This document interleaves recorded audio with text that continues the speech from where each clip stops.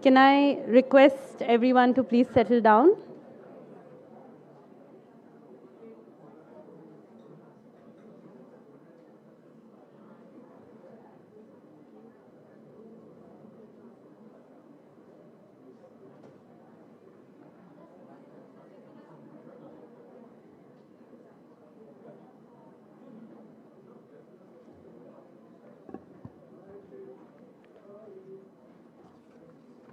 Good morning, everyone. A big warm welcome to the release of the Annual Status of Education Report 2024. I am Shweta Bhuttada, your host for the day. Thank you all for joining us here today. I also want to take a moment to thank the weather gods for cooperating with us today. What a beautiful sunny day it is to be celebrating 2 milestones. Yes, you heard that right, 2 milestones. The first, of course, is the reason why you all are here, the ASR 2024 report release. The second is a very special landmark for us here at ASR and Pratham. Pratham's 30th anniversary, made possible by the work and well-wishes of thousands of people in India and abroad. To mark this occasion, we have a very special film for you that attempts to capture Pratham's vast journey of the last 30 years. A really tough job, but I think the film does it well. I'll say it's not only about the school. It's about people also taking charge. Pratham is a soch. People have taken the idea and have run with it. And I think for any kind of learning process, you've got to begin with where you are today, regardless of age, and move forward.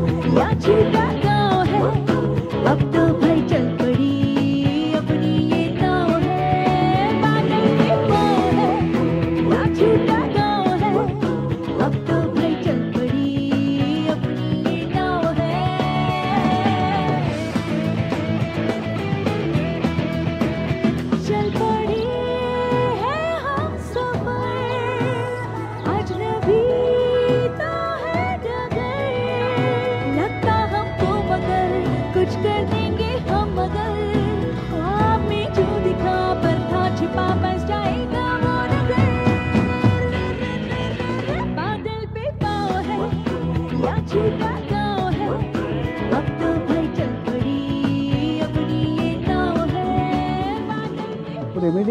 accelerated learning has to happen on a large scale. As Pratham, if we've learned anything about working with millions of children, we have learned it all from the government.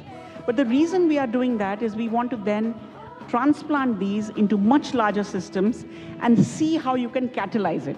The fundamental lesson in what we've done is start walking, keep walking, and don't give up. It's about time and get it done. We can't leave it for the future. It has to be done today.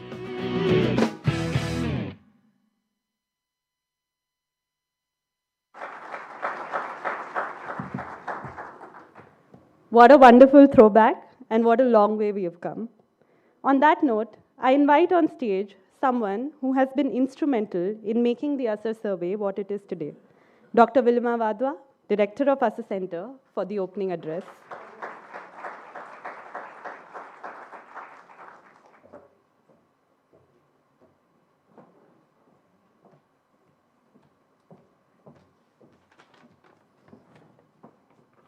Thank you, Shweta. Good morning and a very warm welcome to all of you. Thank you so much for making the time to be with us today. This year is special, like Shweta said. It's not only the 30th anniversary of Pratham, but it's also 20 years since ASAR started. So I'm really happy that all of you could join us today. And to all our partners, volunteers, ASAR associates, Pratham state teams, and good friends from here and abroad, welcome and thank you for being with us through this journey. I know that many of you could not be here today, but we miss you and we hope that you're watching the release somewhere. ASAR is back after a year. As you know, we started a new cycle of ASAR in 2016, wherein the nationwide ASAR in all rural districts of the country is done every other year. This cycle was interrupted in 2020 by the COVID pandemic, and ASAR 2022 was done after a gap of 4 years, and it remains one of the few sources of data on the impact of the pandemic.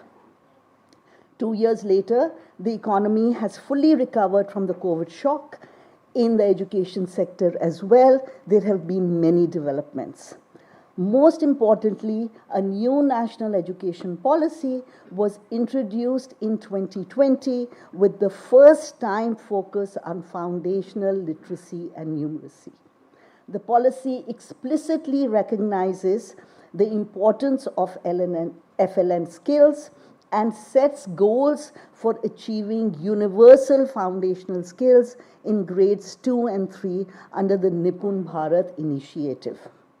As early as 2021, many states had started various programs to improve foundational skills in primary grades.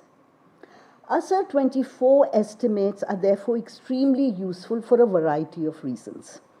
They provide one more data point after 2022 to verify if the changes that we observed post the pandemic have persisted or has the economy reverted back to its previous trend. On the learning front as well, states have continued to push ahead with a variety of measures to improve foundational learning in primary grades. Given that the ASAR assessment is essentially a floor-level foundational assessment, data from ASAR 24 will also be helpful in tracking the progress we are making towards achievement of FLN skills in early grades. ASAR 24 gives information for 3 age groups. Young children in the age group of 3 to 5. The importance of these early years is well recognized, and the national education policy makes a big push towards universalizing preschool education. Many states have also started to mandate age 6 as the minimum age of entry into grade 1, recognizing the adverse effects of underage enrollment. There is also a lot of fluidity in the enrollment patterns of this early age group. And ASAR 24 will be one of the few sources that gives state and national estimates for enrollment patterns of young children in the age group of 3 to 5. Next, we look at elementary school children in the age group of 6 to 14. Like every national ASR, this year too, we have estimates on schooling and learning for this age group. Our reading and arithmetic assessment has remained the same in terms of sampling, methodology, tools, so as to be able to provide comparable estimates over time. And ASR remains the only source of trend data for learning outcomes in rural India. Finally, we look at older children in the age group of 14 to 16. For the first time, ASR 24 gives estimates of digital access, usage, and ability for this age group. The pandemic jump-started the digital transformation of rural India, with smartphone coverage almost doubling between 2018 and 22. Last year's ASR focused on digital readiness of youth, but because it was done in only 1 or 2 districts in every state, it did not give state-level estimates. So this year, we've added some of the questions from last year's ASR for the 14 to 16 age group. As always, we've had great participation in ASR this year with 641 partners and over 25,000 volunteers. We would have liked to have all of them here, but unfortunately that's not possible, and our ASR and PRATHAM teams also had to return to get ready for their state releases. We have a very special release planned for you today, but before I hand over to Shweta, I'd like to give a very special thanks to the entire ASR Center and our DTP team, who have worked so hard to bring this report to you today. Every year, in the rush to get the report out in time, we often forget to wish all the people, past and present, who have been involved in this effort. So I want to end with thanking each and every one of you, a very, very big thank you. And now let's see a short film which was made while ASR was in the field.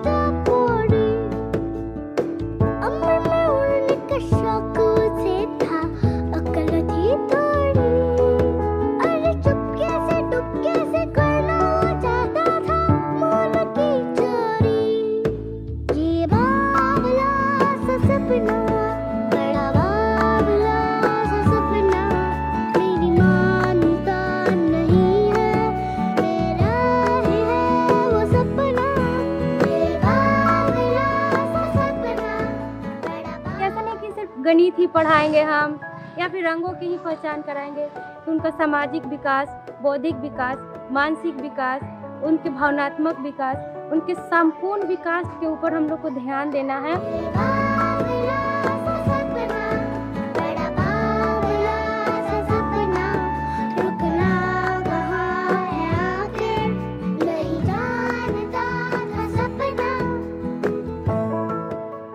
एक ecosystem तैयार करने की कोशिश की जा रही है, जिसमें समाज, माता पिता और स्कूल मिलकर कार्य करें और बच्चों को अर्ली चाइल्डहुड में तैयार करें, ताकि बच्चों की नींव अच्छी तरह तैयार हो जाए। जब हम देखते हैं जो बच्चा हमारे पास प्री प्राइमरी में है, जब वो क्लास फर्स्ट में जाता है और वो बड़े ही कॉन्फिडेंस के साथ किसी क्वेश्चन का आंसर दे रहा है, वहाँ पे उसकी आंखों में चमक होती है और खुशी खुशी के साथ वो क्लास में पार्टिसिपेट कर रहा है, तो ये देख के हमारे मन में जो खुशी होती है वो किसी और काम से नहीं हो सकती।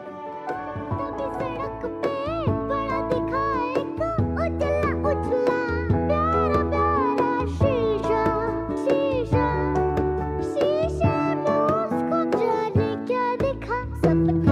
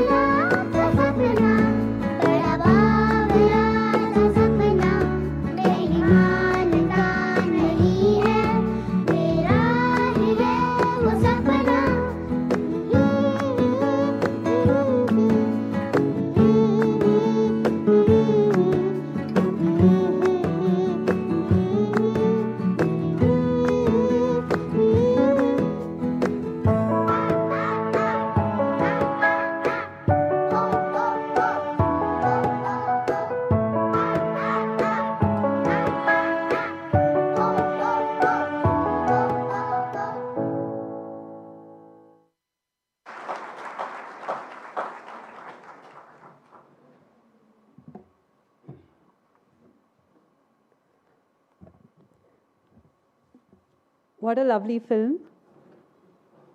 Before we move to the next part of today's agenda, we have a very special message from the chairman of Pratham Education Foundation, Mr. Ajay Piramal. Mr. Piramal was supposed to join us here today, but unfortunately, he could not make it. He, however, sends his best wishes.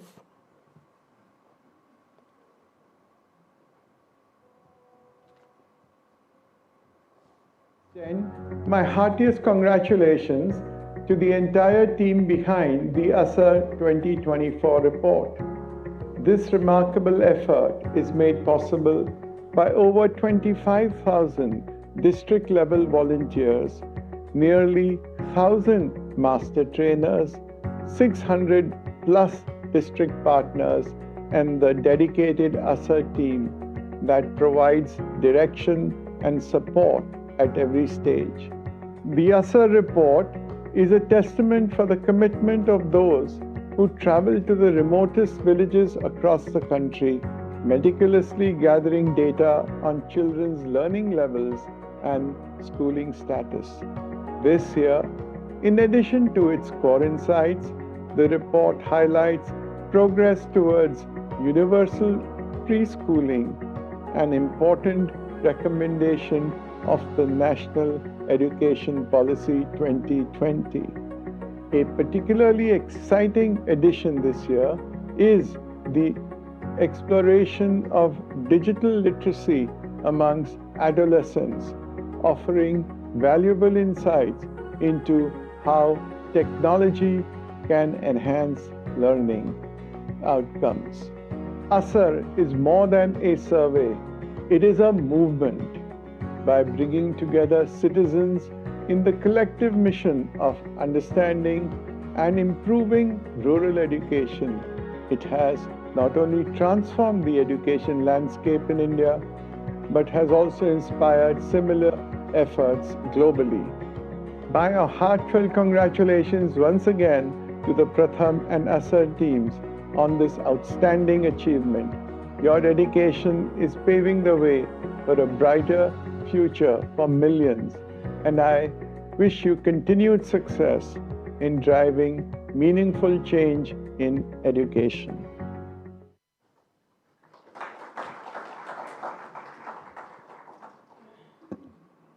For people standing at the back, there are quite a few seats here, so you can come and take a seat at the front. And now, the moment we've all been waiting for, the official release of the Annual Status of Education Report 2024. To do the honors, I would like to invite on stage the people who started this entire silsila, Dr. Madhav Chavan and Farida Lambe, co-founders of Pratham Education Foundation.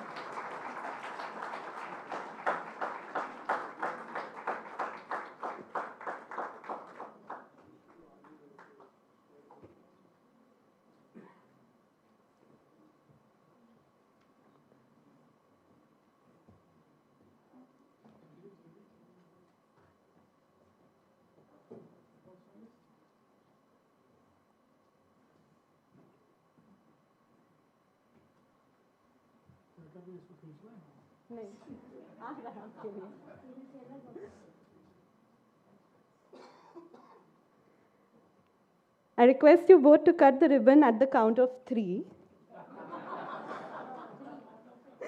Everyone with me?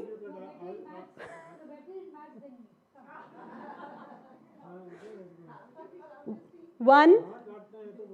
At the count of 3. 1, 2. Okay, once more. At the count of 3. 1, 2, 3.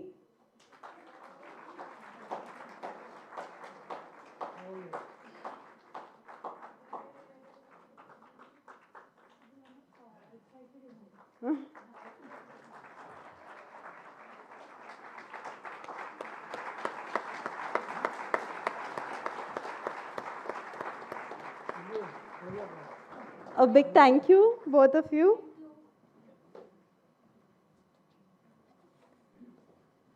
The report is live on our website now. I can sense some restless energy in here. I know you all are curious to know what the results are. So, without further ado, presenting to you the national findings from the ASER 2024 survey. It's been more than 4 years since the COVID-19 pandemic and the introduction of a new education policy. ASER 2024 attempts to capture where we are today. The nationwide rural household survey reached 6,49,491 children in 17,997 villages across 605 rural districts in India. Key findings of this survey are presented for 3 major age categories: pre-primary, age group 3 to 5, elementary, age group 6 to 14, and older children, age group 15 and 16.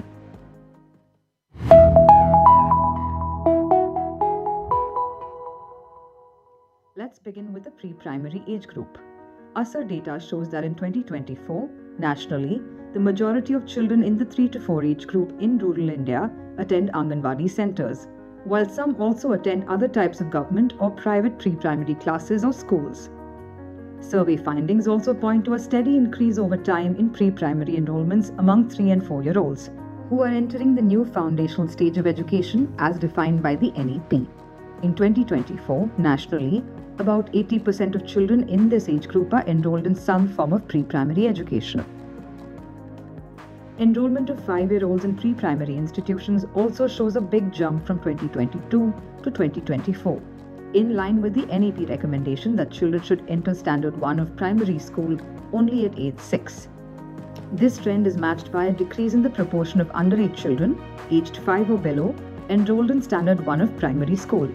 In 2024, this figure declined to its lowest level ever, standing at 16.7%.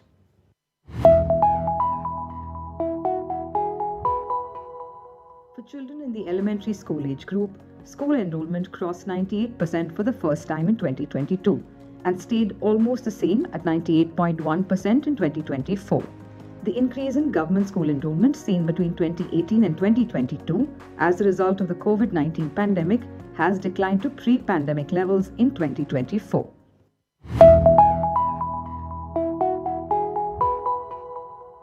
This year, there is much to celebrate, especially for government school performance. ASER 2024 shows that reading ability in government schools has recovered to pre-pandemic levels and in some cases surpassed them.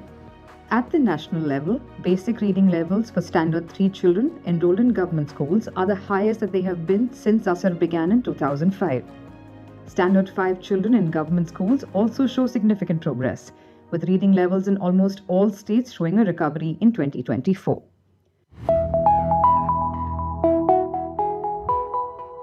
Nationally, children's basic arithmetic levels show substantial improvement in both government and private schools. The proportion of government school children in Standard 3 who could solve a numerical subtraction problem did not see big changes between 2018 and 2022. But in 2024, this figure reached 27.6%, the highest level in over a decade. Between 2014 and 2022, Standard 5 children in government schools who could solve a numerical division problem had seen little improvement. In 2024, this figure has risen to 26.5%. While these numbers reflect good progress in both reading and arithmetic, there is more ground to cover.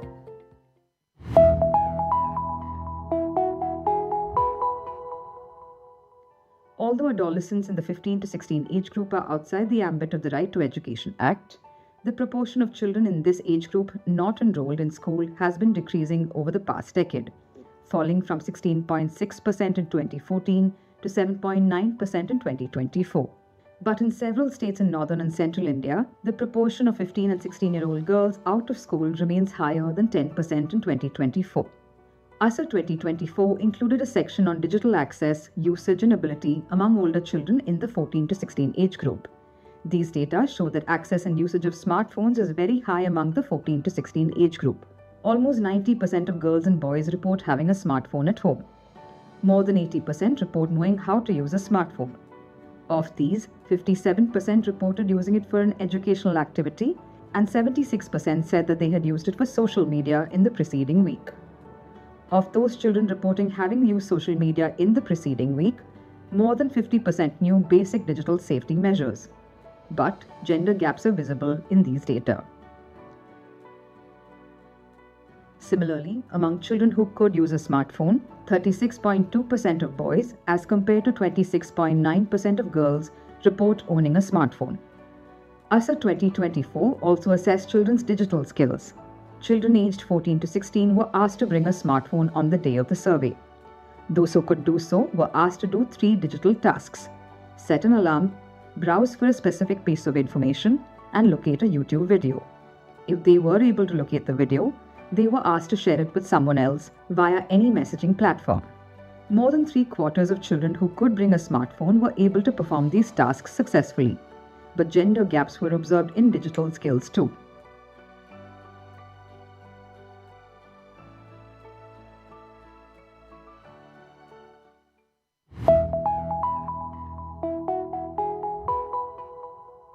In 2024, ASA surveyors visited 15,728 government schools with primary sections and asked about the rollout of FLN-related activities. The survey shows that over 80% of schools visited have rolled out a variety of FLN-related programs and activities. ASA 2024 also shows small increases in school services and usable facilities like midday meals, drinking water, and usable toilets, consistent with trends over the past decade. Other inputs and facilities in school, like electricity and libraries, are also improving. Schools across the country have been fully open since 2022. Since then, much has been accomplished. As ASA 2024 shows, there are many reasons to celebrate. To ensure that every child acquires a solid foundation for lifelong learning, there's more to do and accomplish in the next few years.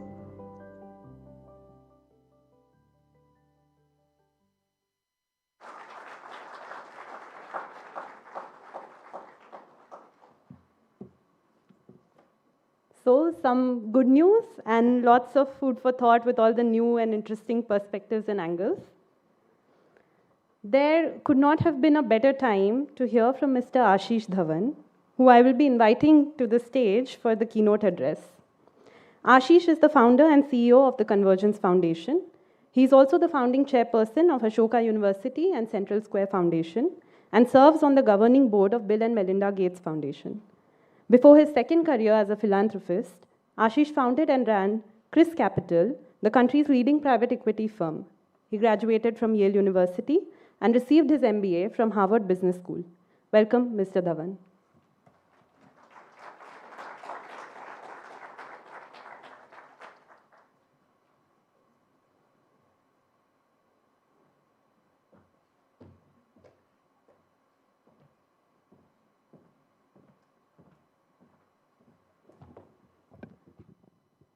Congratulations to Pratham. 30 years is an incredible journey. So, congratulations, yeah. You know, that 30-year mark, 30 years ago, is when India really took off on a different trajectory. The 1991 moment had just happened.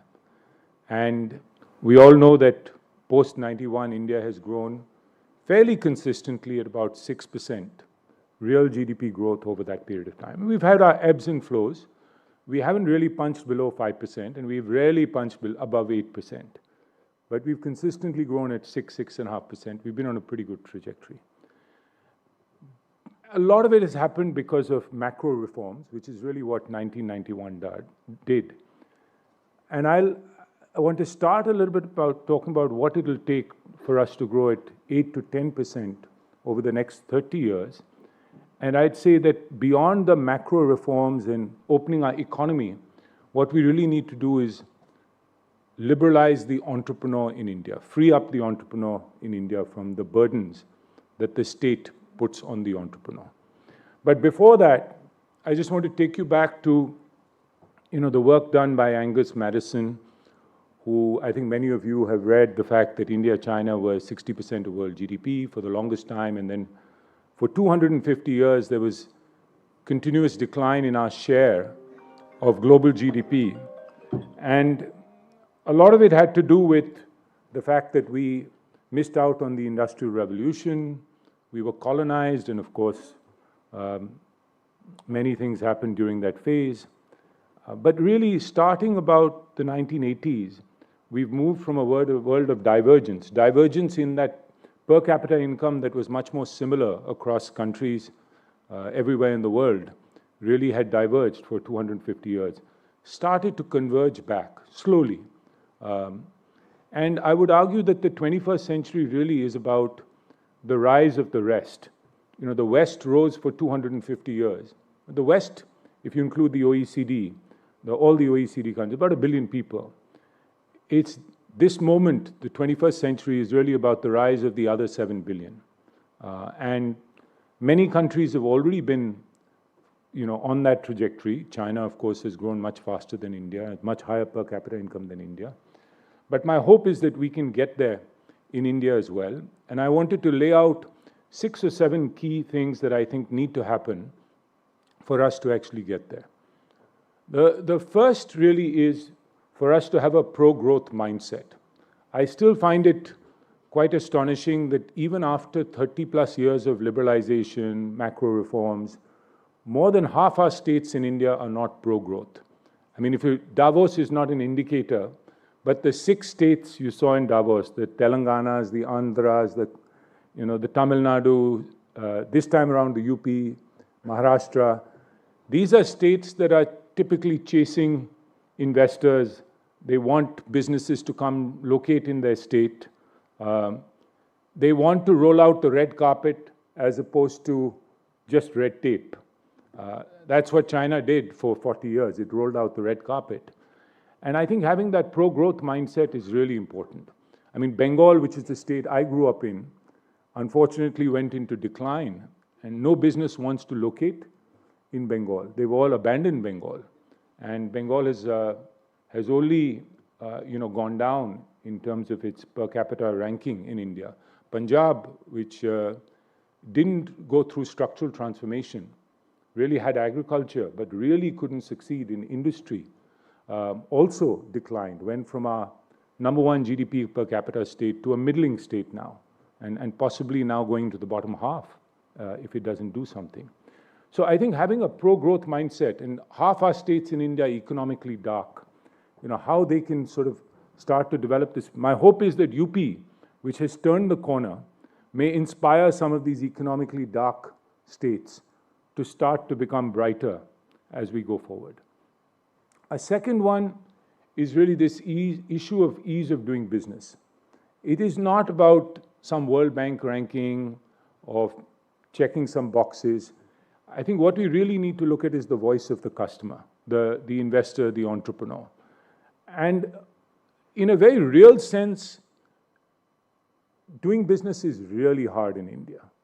Large companies manage, but for the mid-sized or the small entrepreneur, it is very difficult to do business in India. And I think finally the government has realized that we really need to work on real ease of doing business. Now what Andhra is calling speed of doing business in a very, very real and tangible way. And whether it's things that we didn't do in 91, which is our labor laws, our land use, pollution norms, all kinds of things, Inspector Raj at the local level. We need to free up the entrepreneur, because India has fantastic entrepreneurs. Today they have access to capital. Talent is available, but it's all these various friction costs that really put sand in the wheels of progress for these entrepreneurs. So that for me is the second one. And there are some changes starting to happen, but it's been slow. We need to do this in mission mode. A third one is around our urban areas, which are really our centers of growth. I mean, if you look at India is urbanizing slowly, but really GDP is massively concentrated in urban regions. We have hardly had a spatial plan for our urban centers, but we've never had an economic plan, and which is fine. Cities do grow organically. But if you look at many of our cities in the region, in Asia, they've really grown through a concerted economic plan. And finally, I think it's dawned upon us, the greater Mumbai region has a GDP of about $140 billion. It finally has a plan to go to 300 billion with 15 concrete projects, and a chief minister now who wants to transform that city. Mumbai is an engine of India's development and growth. NCR, where we are, is a massive, it's 9% of India's GDP and will continue to grow as more people come in to the NCR. And India has about 20 large urban hubs. We need to invest. We are now starting to put more capex into rail and road, but urban has been ignored. And we really need to put much more money behind these major centers of growth. A fourth one is exports.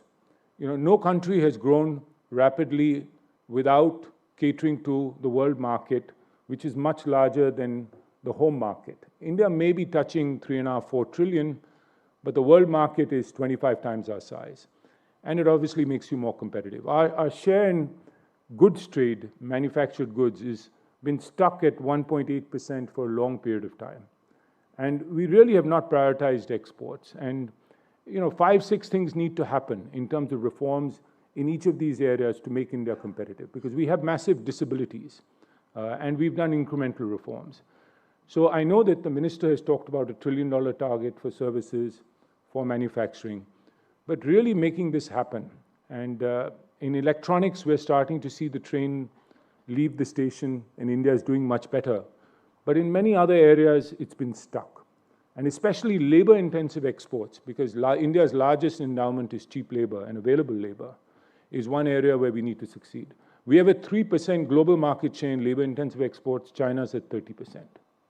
That gap needs to narrow, and China will shed it. Labor costs are going up, geopolitics, etc. We'll see what happens in a Trump world, but I think India will have opportunities. A fifth one really relates to innovation and R&D. We've seen the whole world is talking about DeepSeek and what China is doing to compete and is at the frontier now alongside the US. India obviously has talent. We really have not invested much in innovation and R&D.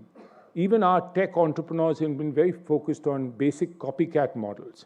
And I think India needs to move towards deeper tech in the startup ecosystem. It's starting to happen in a small way.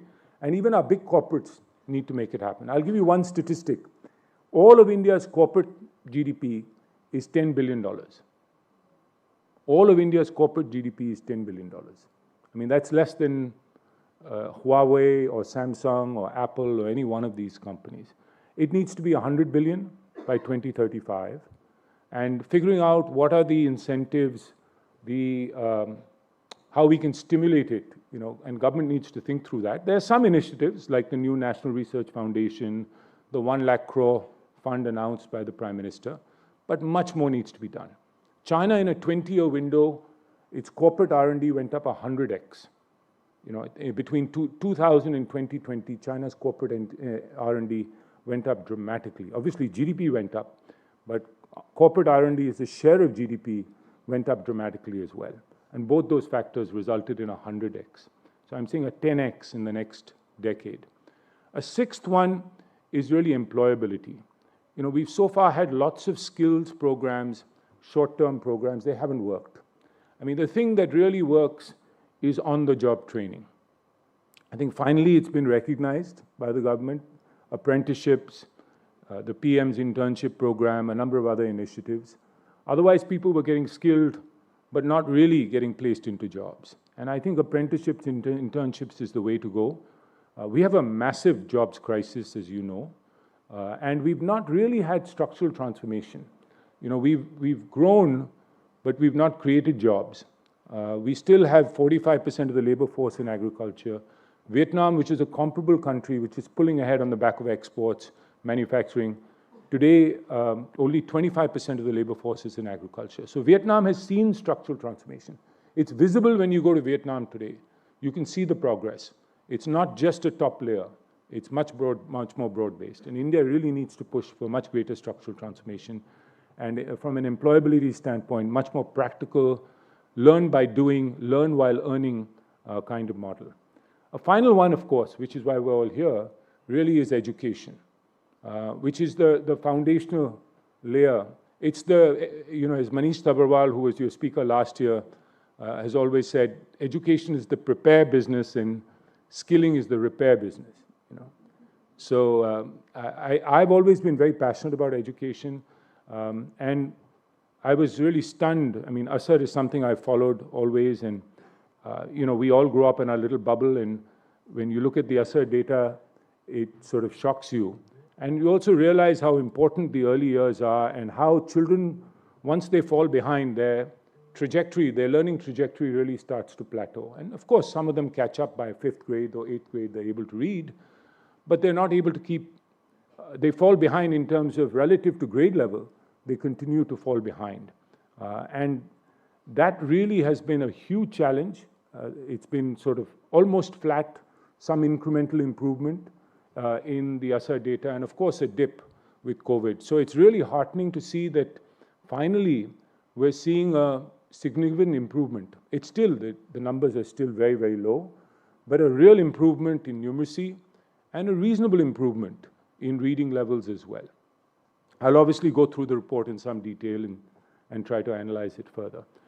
I wanted to highlight 5 things that I think from an education standpoint, now that the government has put in place Nipun Bharat and has recognized the importance of FLN, what do we really need to do going forward? The first really is a Nipun Bharat 2.0. I think Nipun Bharat 1.0 raised the salience around FLN, right, which Asar and Pratham had been talking about for years, but I think finally the government put its weight behind it and said, we're going to have over 5 years a 13,000 crore budget for non-teacher salary, teaching, learning material, capacity building, district PMUs, assessment, etc. And, states really got behind it. Many states have a UP Nipun mission, and, all these states have really gotten behind it. Some states less so. But it's become a movement across the country. Some of the basics have been put in place. I think you look at many of the states, they have some form of structured pedagogy in place. The teaching learning material data you just saw has really improved. So earlier you wouldn't get teaching learning material into the classroom. Much better teaching learning material as well.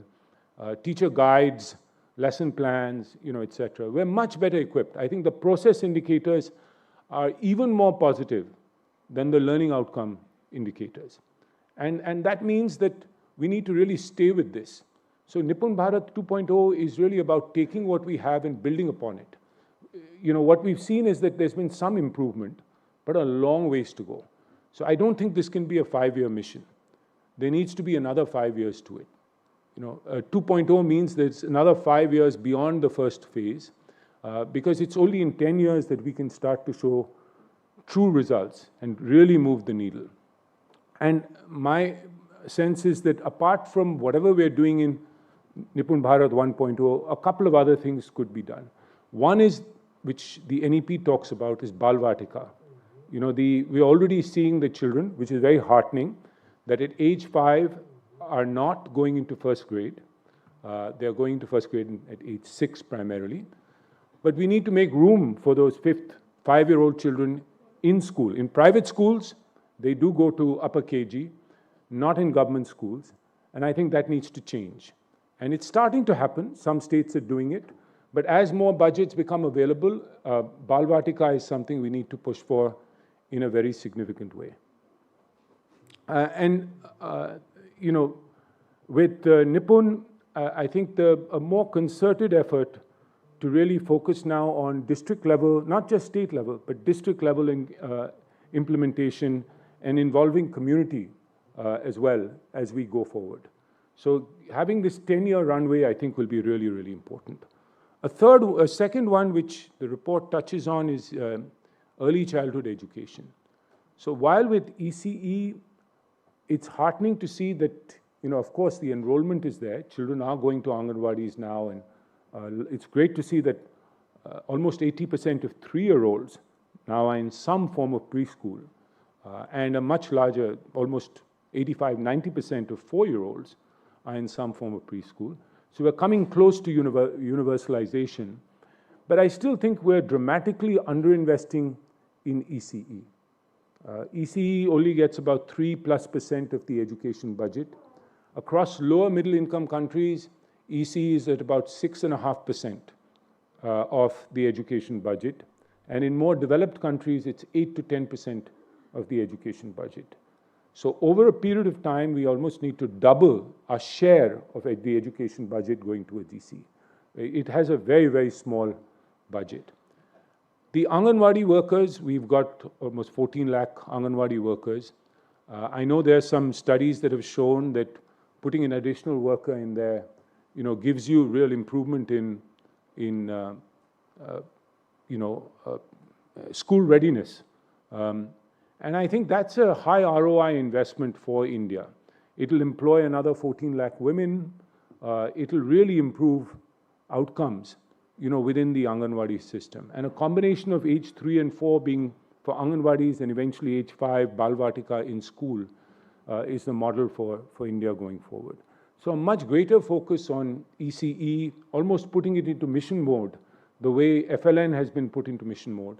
Why only grades 1, 2, and 3? Why not start earlier and make it more of a continuum? And then we have a real shot at making sure that children by age 8 or by 3rd grade really are reading with meaning and have the numeracy skills that we want. A third one is, education technology, EdTech. I was always quite skeptical, quite honestly, with EdTech because, I've seen before my eyes there's a lot of promotion of EdTech. EduComp was a very hot company at one point with its product, and Byju's was a very hot company, So the challenge with EdTech has been that a lot of people were scaling things without evidence of whether it actually works, very gimmicky, and a lot of things actually didn't work. But finally, I think we're starting to see better outcomes. At smaller scale, at least the evidence is there now that there are some solutions, most of which are pedagogically sound EdTech products, as opposed to gimmicky EdTech products. And so my hope is that as we go forward, EdTech can play an important role. AI, I think, can also play some role, not just in terms of student-facing products, but also developing use cases so that teachers get more feedback, so we make life easier for teachers. And I know people are doing some experiments right now, and we'll see, and hopefully those things will get integrated into the classroom as we go forward, because it's been very hard to integrate EdTech into the classroom.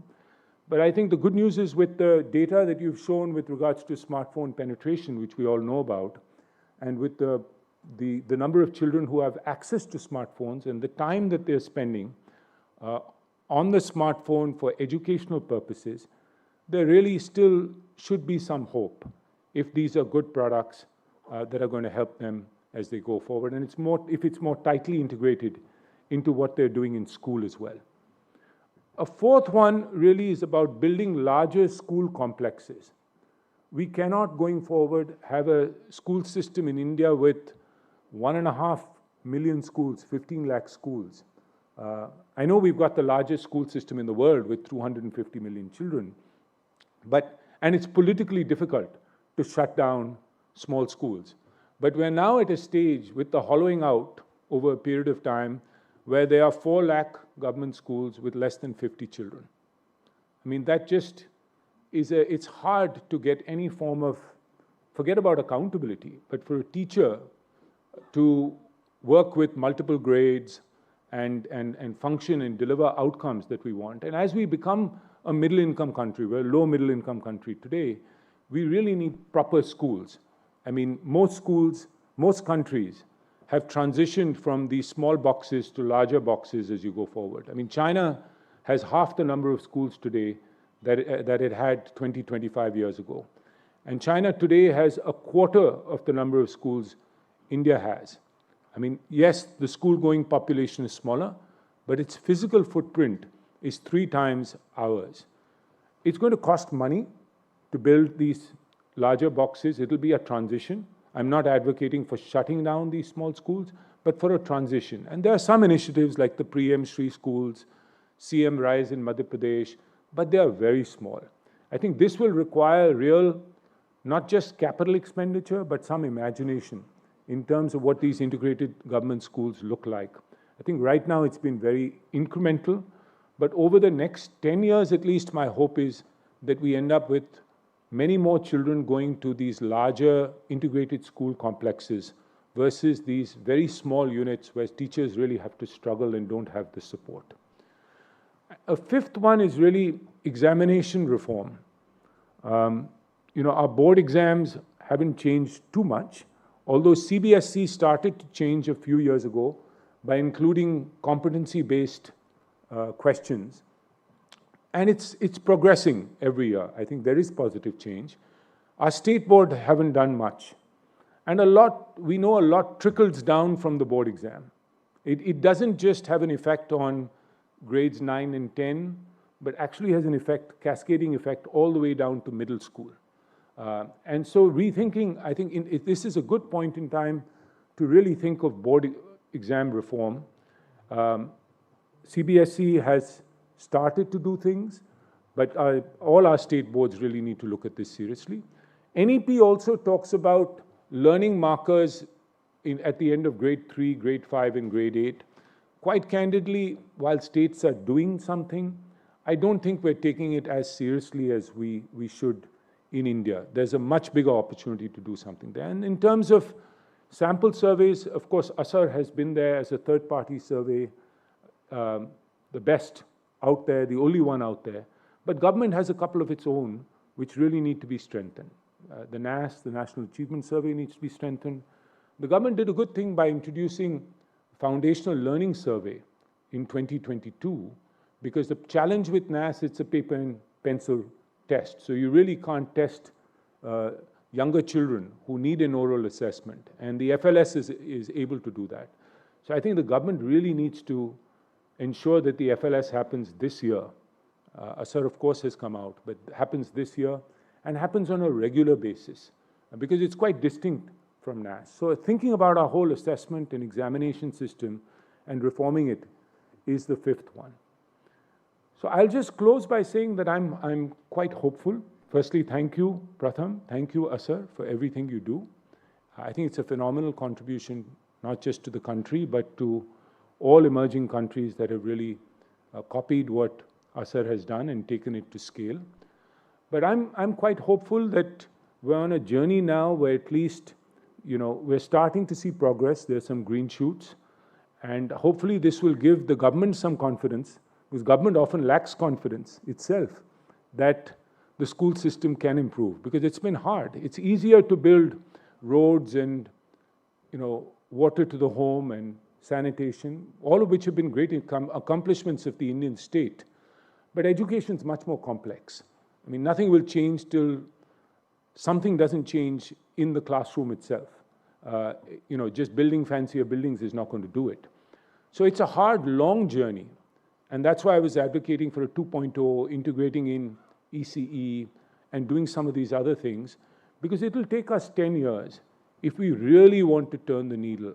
I mean, our learning poverty, the World Bank measures learning poverty, which looks at NAS data, not ASAR data, really shows that 55% of children at the end of grade 5, age 10, can't read with meaning. And I think that 55% really needs to come down to 25% in the next decade, in 2035, and that should be our collective effort. Countries like China, Vietnam, Sri Lanka are already ahead. They're doing better than that even today. So that's a bare minimum for what we need to achieve going forward. I do believe that if we want to achieve Viksit Bharat or becoming a developed country, I think this foundational layer is very important. It's very important we do it now, because these are the children who will grow up and become productive citizens in our economy, 15 years from now. And so this next 10 years, and also look at our demographic bulge. We lose our demographic edge. It goes away after 25 years. Our population peaks in 2050. So I really believe these next 10 years are super critical for the work that we've done in the early years in education. We've made some progress, but lots more needs to be done as we go forward. And I think many organizations can work together to support the government with its effort in driving this as we go forward. And thank you again, Pratham and Asar, for everything that you have done in inspiring all of us.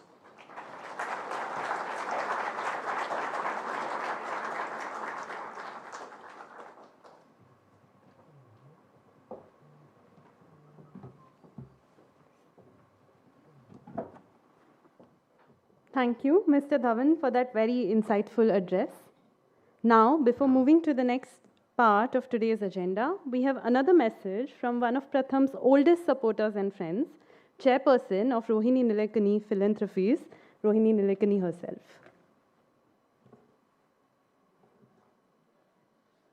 Namaste. I'm so sorry that I cannot be there today with the whole Asar family. 205 से मैं इस असर report के साथ जुड़ी हुई हूँ और इस साल मेरे foundation RNP is very proud to support the launch of this 2024 report in January 2025, exactly 20 years after we began. At that time, this idea of the Pratham team was very radical and yet very simple. इतनी सीधी सी idea थी कि देश के बच्चे क्या सीख रहे हैं, कैसे सीख रहे हैं, और एक मेले का एटमॉस्फेयर बना के असर की टीम जो थी भारत के कोने कोने को गई और सिंपल टेस्ट ले ली और सारे पेरेंट्स आते थे, कम्युनिटी के लोग आते रहे ये जानने के लिए कि बच्चे कैसे सीख रहे हैं, क्या पढ़ रहे हैं. अभी 20 साल से ये तो बहुत एक एस्टैब्लिश्ड रिपोर्ट हो गया है. पहली बार जब आया था it had shook the nation because like in many parts of the world, actually despite the efforts of Samaj, Sarkar and Bazaar, children are not learning as well as they need to learn. But a kind of a movement, a societal movement was born to correct and remedy this. बच्चों को हम कैसे ठीक से पढ़ा सकते हैं ये चर्चा बढ़ने लगी and that is the best असर of असर. This year's report, इस साल का रिपोर्ट और भी इम्पोर्टेंट है क्योंकि इस साल एक बेसलाइन बन रही है कि बच्चे, थोड़े बड़े बच्चे ऑफ कोर्स 13 to 15 years के बच्चे सिंपल डिजिटल टास्क कर सकते हैं या नहीं. I think this is going to be a very important report because we have entered a technological age from which we cannot roll back. And it is very, very important to equip our young people with the ability to turn these technologies to their advantage. Not just to be able to learn, but to be able to thrive in their lives and achieve their own goals. So at XSTEP, we try to do this in two ways, by creating technology platforms to help the education system improve learnability and accountability. But we also have started Bachpan Manao as an idea together with many, many institutions, including Pratham, to say that खेल खेल में बच्चे कैसे सीख सकते हैं. और असर के रिपोर्ट में हमेशा 3 से 6 साल के बच्चे कैसे पढ़ रहे हैं ये हम जान लेते हैं और वो भी एक बहुत इम्पोर्टेंट महत्वपूर्ण चीज़ है. तो अब ये चर्चा तो आज के दिन हो ही जाएगी तो मैं इसके बारे में और मत कहूँगी. I just want to say I'm very sorry I cannot be with all of you, but Madhav, Rukmini, Vilima, Farida, everybody, congratulations once again to the entire Asar team for all that you do. And I know what hard work it takes on the ground. And I know how important the release of this report is. Congratulations, all the best for today and for the dissemination of the report's ideas, thoughts. Let the debates continue. Let the hard work continue. All my best wishes. Dhanyavad and Namaskar.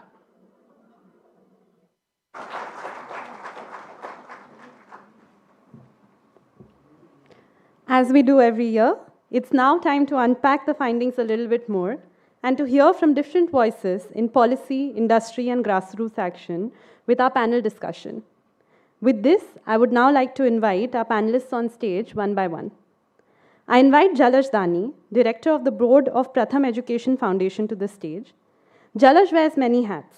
He's a co-promoter of Asian Paints and is a visionary leader focused on creating meaningful impact. With over 30 years of corporate experience, he drives innovation at companies such as Adverb Technologies and Endure Air Systems.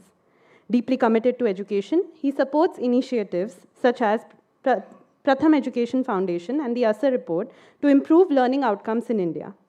As co-founder of Dani Foundation, he champions sports, education, skill development, and community empowerment.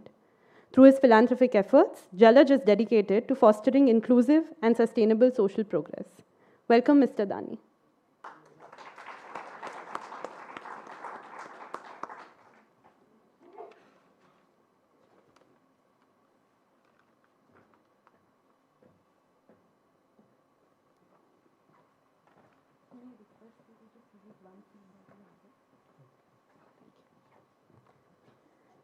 Next up, we have Deepika Mogili Shetty.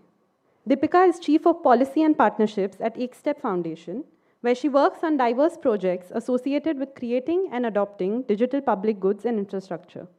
She also leads Bachpan Manao Badhte Jao, an initiative that leverages the power of networks and narratives to bring attention to the abundance and possibilities in the first 8 years of childhood with over 100 organizations.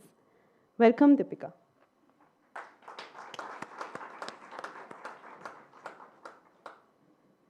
Next on stage, we have Amarjeet Sinha, Senior Fellow at the Center for Social and Economic Progress. Amarjeet was earlier posted as advisor to the Prime Minister, an Indian Administrative Services Officer of the Bihar cadre of the 1983 batch. He retired in December 2019 as Secretary of the Department of Rural Development, Government of India. He has 40 years of experience in government, largely in the rural and social sectors. He has played a major role in designing the Sarva Shiksha Abhiyan and the National Rural Health Mission. Welcome on stage, sir.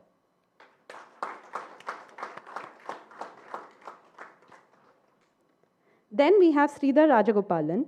Sridhar is the co-founder and Chief Learning Officer of Educational Initiatives, or EI. A graduate of IIT Madras and IIM Ahmedabad, he co-founded Eklavya School Ahmedabad, ranked among the top schools in the country by Education World, after a brief stint at IBM. He is a member of a number of state and central government educational committees in India and an invited speaker at various international educational conferences. Welcome, Mr. Sridhar.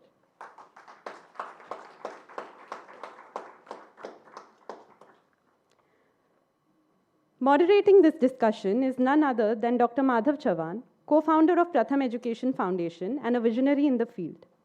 Madhav has excellent moderation skills, and so he gets assigned this role every year. Welcome on stage, sir.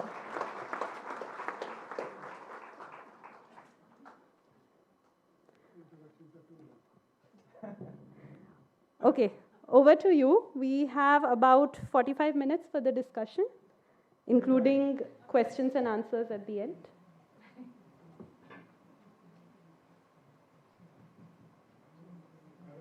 Skills are growing in the country. 45 minutes and 5 people. So I was telling the panelists कि मैं तो सवाल पूछने वाला नहीं हूँ, मैं शुरू कर देता हूँ और जो आपको वो मन में आए बोलिए. You all are intelligent people, very well informed people. I don't know whether they mentioned in the introduction who Amarjeet Sinha is. But Amarjeet has been a contributor to the education sector for a long time.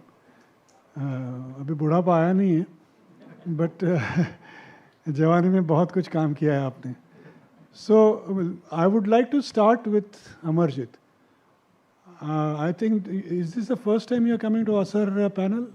You've come before. Panel first time. You've been coming to this release, yes. So अभी इसको देखते हुए अभी I am going to mix Hindi and Marathi. अरे Hindi and English थोड़ा थोड़ा, मराठी नहीं. You are welcome to mix or not mix, whatever you want. क्योंकि जो लोग यूट्यूब पे देखते हैं वो कंप्लेन करते हैं यार आप लोग अंग्रेजी में बोलते रहते हो, and there are people in the south who say आप लोग हिंदी में बोलते रहते हो. So figure it out. Okay, so इतने सालों से हम लोग इसके पीछे पड़े हैं. सर्व शिक्षा अभियान, आप लोग तो सर्व शिक्षा अभियान के फाउंडर्स हो. तो वहाँ से लेके आज तक जो हो रहा है, what do you see? Ashish laid out an economic perspective and combined it with the education. आपको क्या लगता है, क्या हो रहा है? Thanks, Madhav. Congratulations to the Pratham team, the Asar team. Not easy at all to sustain it for 3 decades and 2 decades with the Asar report. And a large public purpose being served by that. So hats off to all of you. Farida, Rukmini, Madhav, Vilima, all of you. Outstanding work. I'm reminded of our own journey. Anuradha is somewhere in this audience today. We were co-partners in putting together the public report on basic education, the probe report, 1996, released in 1999. And I still remember at that time, we had looked at states like Bihar, Madhya Pradesh, UP, and compared it with Himachal Pradesh as a better state, where some form of schooling revolution had happened. And finally, what we wanted to say was, everyone talks about children not in school, but where are the schools? Where are the teachers? Where will they go to? That was the question in 1999 when the probe report came out. We have moved a lot since then, but it's always good to remember where we began from. And it's important because many a time, it's quite right that we get restless with where we have reached or not reached. But we also need to know how much we neglected primary education in our first 4 decades. Perhaps the most simple evidence for that comes from the 42nd round of the National Sample Survey in 1986-87. I'm not talking about 1947, 1986-87. 69.23% 6+ females in rural India, 69.23 6+, means all of them above that age, never enrolled in a primary school in rural India. This is 1986-87. If I go by that, 71st round 2014, there was a clearly boys or girls, rural or urban, attendance rates were identical, meaning thereby that some change had happened. While major successes are there when it comes to participation, vulnerable social groups, all social groups, we find, but the quest for learning kept eluding us. In looking for answers, I'll just say 3 or 4 small bullet points. The most critical, I think, the decentralized community action, we are still weak on it in India, especially in education. I don't think it's just a function of what the teacher does in the class. It's a function of what the village or the society chooses to move forward with. The commitment to learning outcomes, a much stronger one, community accountability and support to the school going together. We are still a little reluctant on the accountability bit. I'm as much pro-teacher as anybody is, that many of them working very hard, but doesn't mean that we are not in an accountable frame. The second thing which strikes you as very, very critical and important, and again, some of these points have been said by others. Lucy Carrens, a British teacher in a school, wanted to see why some countries do well on the PISA score. She traveled to Finland, she traveled to Shanghai area of China, she traveled to Canada, she traveled to Japan and South Korea. And what she saw and what she wrote about, first and foremost, are we preparing children for schools? Your focus on that age group here is a very, very critical one. Shanghai area, Finland, Singapore, none of them allow the child to get into school before age 7. They do nothing academic before that, but that's the preparation which they do, which is very, and this is what has been highlighted here. The national policy rightly has talked about the 5-3-3-4, but we need to invest much more. It will not come cheap. Nursery teachers, well trained, not to thrust academics, but to actually build partnerships for, teaching how to learn. The other point which comes out very strongly is the teacher professional. The teacher professional, where are we on that? I think that's one point which has taken a hit from the early times to now. The social prestige of a teacher, for many factors, including emoluments. There could be many other factors.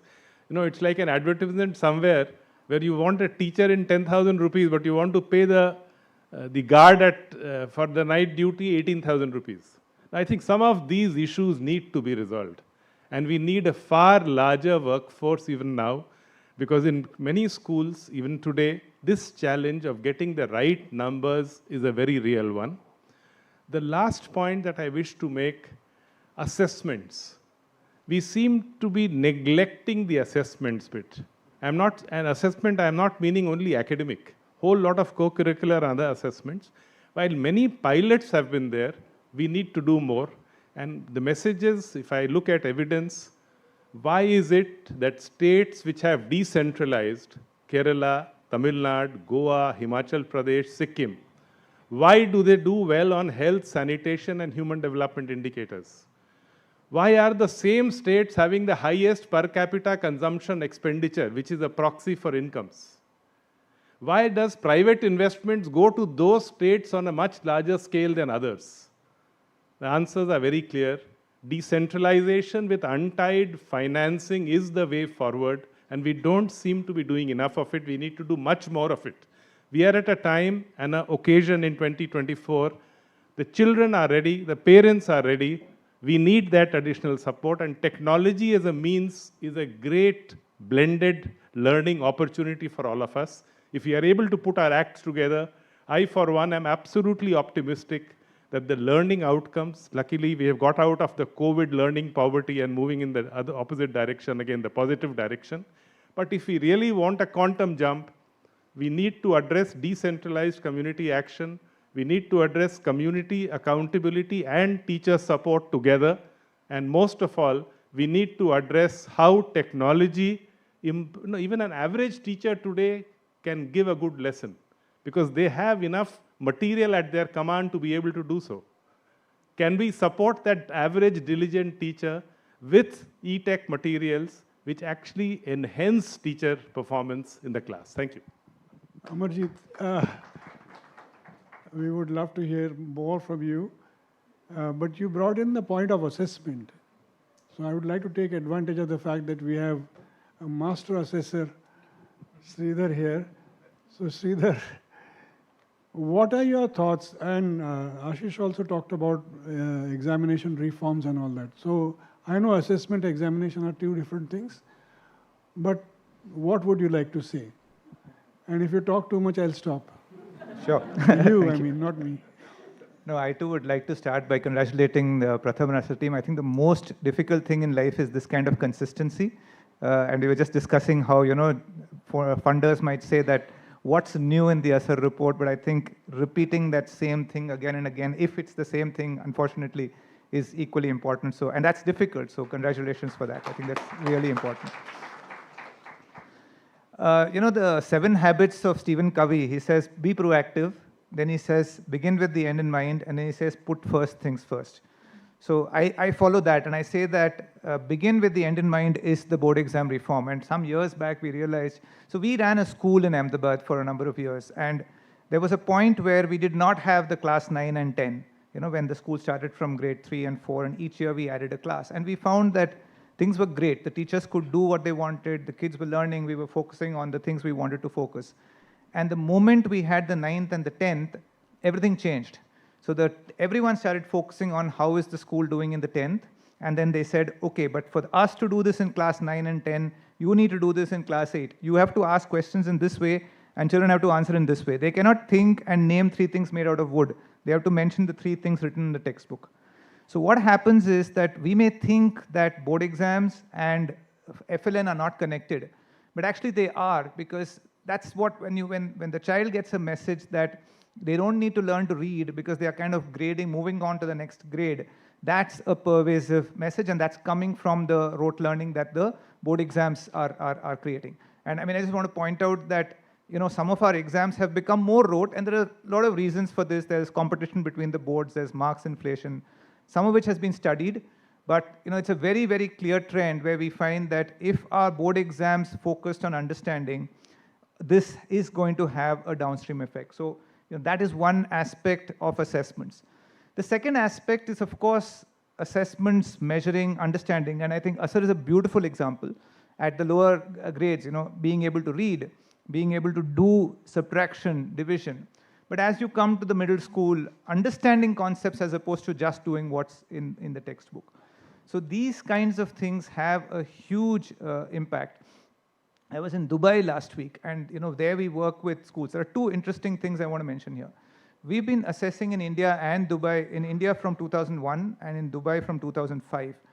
And for the first 8 to 10 years, we were also surprised, the average of these schools in Dubai was lower than the Indian average. We thought Dubai is a rich country, but we were told if you look at the Indian population that goes there, it's not surprising that their learning levels, and you look at the schools, they're large schools, but not really focusing on quality. It's Indian teachers, by the way, largely Indian students, and we actually found that the learning levels were lower in those schools than the Indian private schools. And what happened around 2012-13, this flipped. And it's going on increasing every year. Dubai increased its rank on PISA from 51 to 19 roughly. And their performance now is higher than the Indian average. Same CBSE schools, ICSE schools. I'm talking of Indian schools in Dubai. Interestingly, the Indian schools in Dubai have improved more. And Dubai and the UAE are largely in Dubai. The Indian schools have improved more than the British and the IB and the other schools. So, and this is all under the same system, right? The same system that we have. So again, the learning that we find is a focus on improving, a focus on assessments. So why did this happen? And I know this because we are partners with the government there. So they kind of use these assessments to identify, okay, where are our schools weak, where are classes weak, and there is an accountability that, however you improved in the last year, and out there it is that, you cannot increase school sizes and so on without making improvements on these. And here I find we kind of hesitate to take that last step. So we will have an SQAA, which is a school quality framework, but we will not have external assessments which kind of put pressure. And something like ASAR is, like even Karthik's book says, right? Like ASAR is good, but we will rely on the government report only, and that will have its limitations. But look, that's the official report. So taking assessment seriously, making changes based on this, I think can make a huge difference quickly. And all these pieces, starting from board exams, because that's what sets the tone of the school assessments. The only one point I want to add here is that you can't do these things right without deeper research into education. We call it the science of learning. What we find is that what is it that children are getting wrong? It's in the earlier grades, the basics are being missed. But as you go to middle school, you find that there are key conceptual gaps that have to be identified, and your assessments have to catch those things. So it's not just about assessments with typical questions at the back of the textbook, but understanding how do kids learn specific concepts in math, in science, in social studies, and so on, and assessing around that so that the learning focuses on that. Since we are seeing examples both within India and elsewhere in the same system where these changes have happened, we're very, very hopeful that this can happen. The intent seems to be there, so I think it's about getting the mechanisms, the funding, the research, I would say, and the quality of the assessments right. But I think ASAR 2024 also shows that early signs of this change are visible. So I think that's a good part of it. I want to pick up at some point during the discussion today the issue of accountability that Amarjit brought up, you also brought up, because it's a very important issue. And who's going to bail the cat? I mean, where is the cat in the first place? So we'll come there. But Deepika, what is your education technology, your early childhood? What would you like? Take your perspective and run. So maybe I can just pick it up from who needs to care and belling the cat. And I want to give an anecdote, actually, which is a Pratham anecdote in the early years. Smithin and Samyukta, who may or may not be in the room, have a story to tell in the context of school readiness melas in the early years. This is a very, very important one. If you look at the report card they have, it's a very playful, joyful report card. Doesn't look like a report card, it looks like a bunch of games. This story is about a mother who has brought her child to be enrolled into school, and goes through all the little activities that need to be done in order to say this is the level of the child. The child has been asked to skip, and the child is marked as she cannot skip. Now, a specific question of who's accountable, who needs to care, gets answered here, where they mark it as the child cannot skip. This mother goes back home, brings a skipping rope, gives it to her daughter, who's about this high, and says, skip. I know she can. And demonstrates to the school that the child can. So the question of accountability to me in a context like this, particularly in the early years, who needs to care, is perhaps the one who's closest to the child. And in this instance, that mother was her daughter's advocate. And when we speak of the early years, the biggest and perhaps the most important opportunity in front of us, which is being demonstrated, is about parents, their sense of feeling empowered in the learning journey of their children for the 3 to 8, and I don't want to limit to a 3 to 6, because NEP talks about those 5 years as a continuum. And maybe the lens with which we have to look at it as a continuum of a certain way of learning because of the opportunity that it presents. And there is so much space for families, community to get involved in those first 5 years of schooling or preschooling or Bal Vatika. And this is simple to do. The reason why this is an important anchor point really is for the fact that it is simple to do. And then you can actually create a collective responsibility between both the school system, the preschool system, the Anganwadi system, and the community. Another data point which I think we cannot ignore is a first-time mother in 2025 is 21 years old. Average age of a first-time mother in 2025 in India is 21 years of age. So when was this mother born? 2004. She's a different mother. She's born into a world where she has access to things. She is learning on her own. A father will be 4 or 5 years older. Notwithstanding all the challenges, I think we need to put the visual of the voice of that parent with this visual in mind. Who is the parent we're talking about? And all of these, I think, are very, very critical to our work in the context of Bachpan Manao, particularly to actually create a narrative for the early years. The beauty of where we are today is all the pillars are in place. Look at this conversation we are having today. Early years enrollments are high. Everything is high. So we've got it all going. We have to get the narrative right. And this can't be done by one organization. It is a whole society challenge. And therefore, perhaps our attempt in the context of Bachpan Manao is to try a narrative. You may want to interpret it in your own way. By all means, it needs to be done. But this can do is something that in this age group of every member is something that we want to sort of talk about. As far as technology is concerned, again, 2025 versus 2014, very different world. And like Mr. Dhawan said earlier, right? EdTech had a certain flavor and a push earlier. But today we are looking at it much more nuanced. Much more circumspect. What problem can it solve? Whose life is it making better? With AI and all of that coming in to become much more use case centric, to say exactly what precise problem can technology help solve for the caring around child around the child, it should be our focus.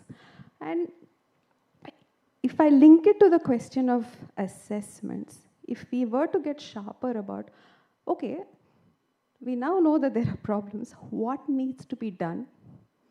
Can that be something that can be universally accessible as knowledge that anyone can pick up and do? Can AI help you translate it in Indian languages? Can we do all of these other things? That's where I think our energy needs to go, because so many different pillars exist. And this is the direction which I really, really think we can do. And lastly, we've talked about infrastructure. We've talked about digital infrastructure. We've talked about input. What does a thriving space for learning look like? What I love about the videos is the happy children.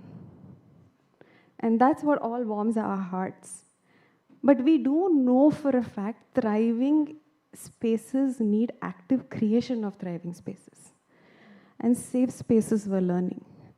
And perhaps it's about color, it's about building, it's about teaching learning materials, but it's also about mindset and attitude of thriving spaces. I want to connect it to one thought, particularly with technology, where safe space for learning can be created for children who are struggling. And leveraging tools like AI to create those safe spaces. So you can actually feel more empowered in school with the learning language labs that are happening in Tamil Nadu with the Muligal program, where the AI intervention is actually doing some incredible work. So to look at some of these and say, what does it mean to create a thriving space? What does it mean to create a safe space? What does learning mean for the community and particularly the immediate family around the child? I mean, these are things that I think are exciting where we are, that we can actually do them now. This is time to go to Jalas Dani. We talk about education, we talk about holistic education, and the gentleman who's interested in education and sports and all sorts of things, you talked about children's spaces, safe spaces. I think with what you are doing, Jalas, you're trying to reclaim spaces for children. You want to say something about the connection between sports, education, holistic education, and whatever you see in Pratham. So Asar only measures reading, writing, arithmetic. Would you like to add something to Asar next year? Not writing. Sorry? Not writing. Okay. No, first of all, how do you complete a run in cricket when the person on the other side also comes over and crosses? And I think it's all about partnerships. It's not about only one person scoring 100, but there is somebody on the other side helping out. And I think 30 years and 20 years would not have happened without all the partners. So I just want to acknowledge all the partners that are in the room who have held the hand of Pratham. So let's hear it for them, please.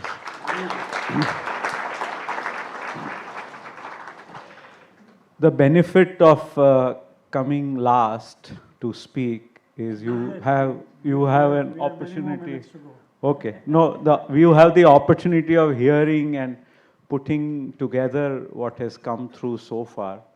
So two things I have sort of missed out hearing, and one of them Madhav has already referred to, and one more I want to speak about.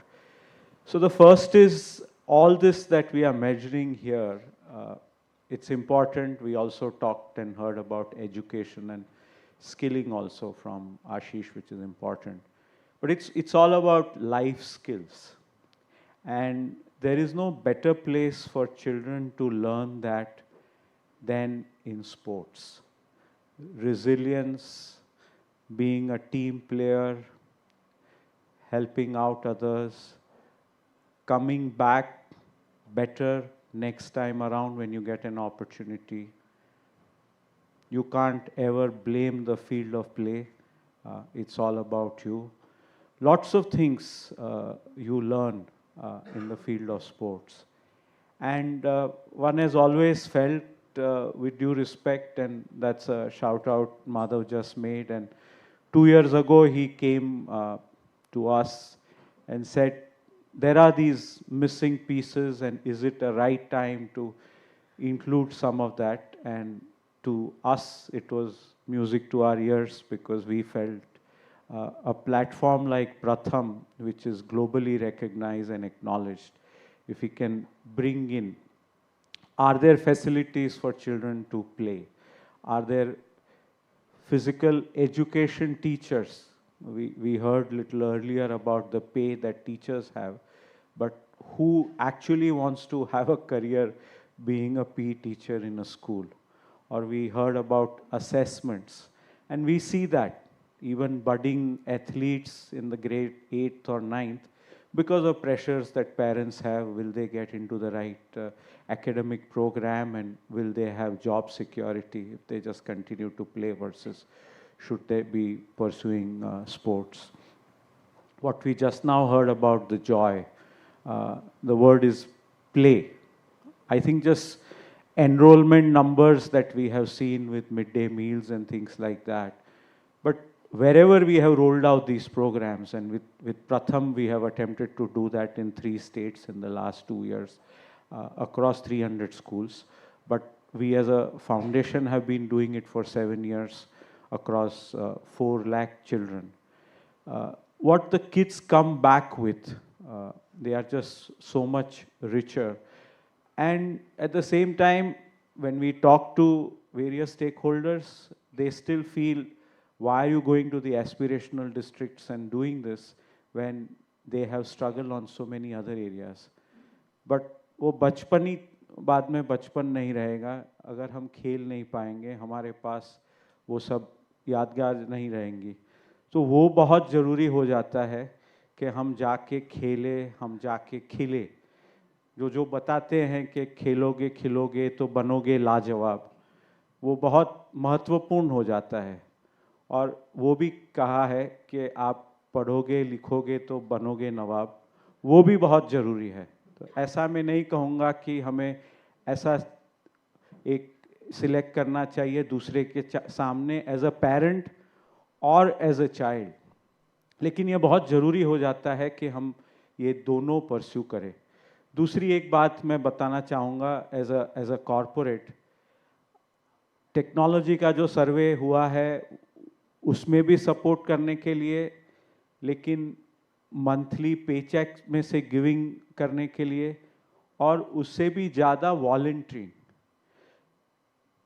Madhav, आशीष जैसे बहुत कम लोग रहते हैं जो बहुत पहली successful inning छोड़ के फिर दूसरी इनिंग चालू कर सकते हैं और उसमें भी वो खिलते हैं. लेकिन बहुत लोग ऐसे हैं जो शनिवार को, जो शाम को, जो 15 दिन छुट्टी लेके काम पे से सपोर्ट कर सके संस्थाओं को.